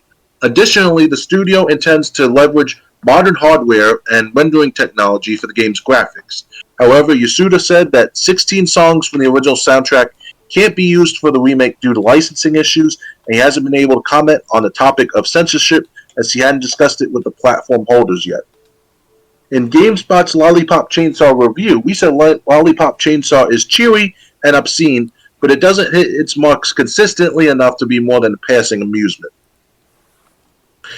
So, what do you think? Are you waiting for the Lollipop Chainsaw remake? Yeah, why not? I've always wanted to buy a Lollipop Chainsaw, but to buy a good copy of it, asking like $35-40 for it after all these years on the Xbox 360 game. So if they're gonna put it do a remaster or at best a remake on the Xbox One, Xbox Series XS, if ever PS5, would be well better on the PS5. Why not? Because I just want to look at prices right now. because a Lollipop Place, Chainsaw, yeah, it damn. yeah. PS3, the loose copy is going for like $53, but on Xbox 360, it's $29. Yeah. If my Xbox 360 red disc, I'd get the Xbox 360 version. But damn, I had no idea the PS3 was so expensive. Yeah, if they have this remake coming out next year for the Light Up Chainsaw, lollipopping it up, whatever that's called. Anyway, so yeah, I mean, if for next year for that full release, then it's worth it. I would definitely buy a copy of it. At least buy the copy for the time being, and when I get the PS5 or Xbox Series X and S, then I can play it. Yeah, yeah. So I mean, I might just have to get a 360 version, or fuck it, pay almost full price game, pay almost full price for a PS3 copy. But yeah, but I mean, the remake has been delayed, unfortunately. But you know, but I guess we'll keep tabs on as more news about it comes out. Definitely. Ready for the final story tonight? Yeah, let's do this. Okay. Next, or last. Quake 2 Remaster surprise releases on Xbox Game Pass after months of leaks. After months of rumors, Bethesda announced and released a remaster of the 1997 classic at QuakeCon.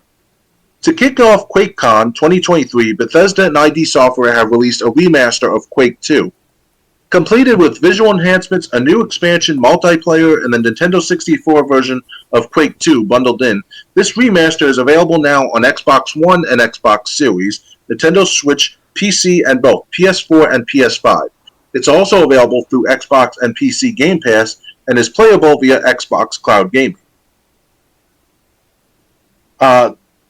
This Shadow Drops mirrors that of Quake 1's remaster, which Xbox, Switch, and PC, and was announced at QuakeCon and released the same day in 2021.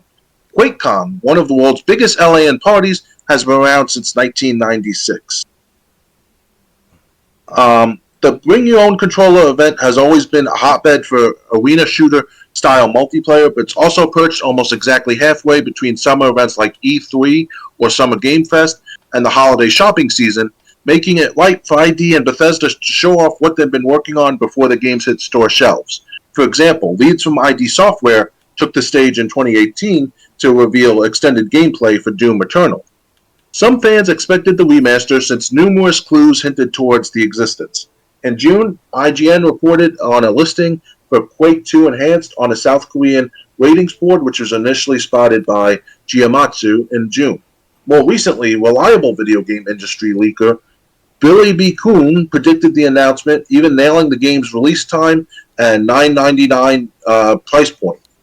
This isn't just a remastered version of the beloved 1997 first-person shooter. In addition to a fully remastered version of the original game and its Nintendo 64 port from the same year, this remaster also includes 28 new campaign levels and one new deathmatch map developed by Machine Games, the studio behind the recent Wolfenstein games and the upcoming untitled Indiana Jones game. QuakeCon isn't the only event on Bethesda and Xbox Game Studios' calendar this month. Gamescom, the world's biggest gaming convention, kicks off on August 23rd.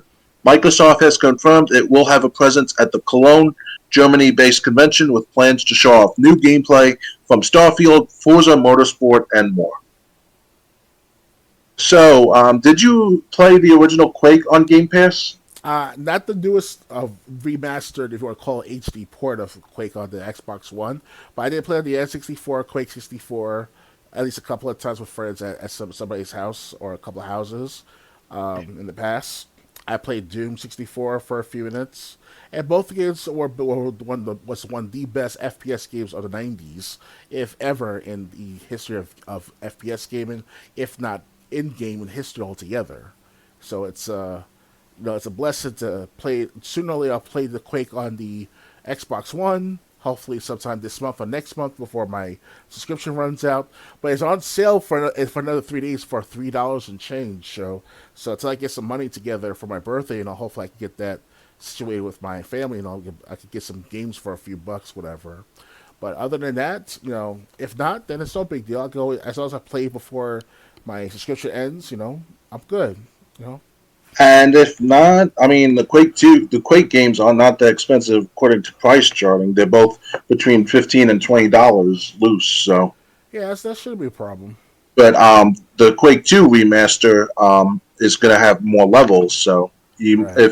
if you can't, you might if you can't get it on if you don't have the money to get it on Game Pass, you can always get a copy of the first Quake on like eBay or something, and then just get this Quake 2 remaster when it comes out. Mm-hmm.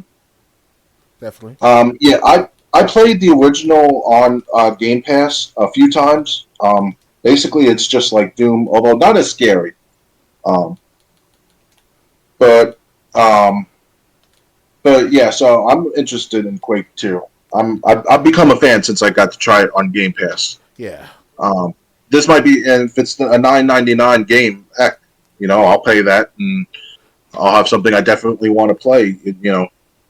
Um, but anyway, this was. I hope you enjoyed this. This was episode 78 of the Let's Discuss Gaming podcast. Our next episode will be in 2 weeks. Just let me pull up the calendar. On August 26th, hopefully starting at 9 p.m. Eastern. Anything you want to bring up, Dr. Games 101? I just want to let people know that I'm still doing my Z League tournaments every day, so often whenever I can, throughout the day, every day for the last several months now. I'm actually on my 42nd week playing every week straight so far. It's a record recorded by Z League themselves, the regulators behind the games.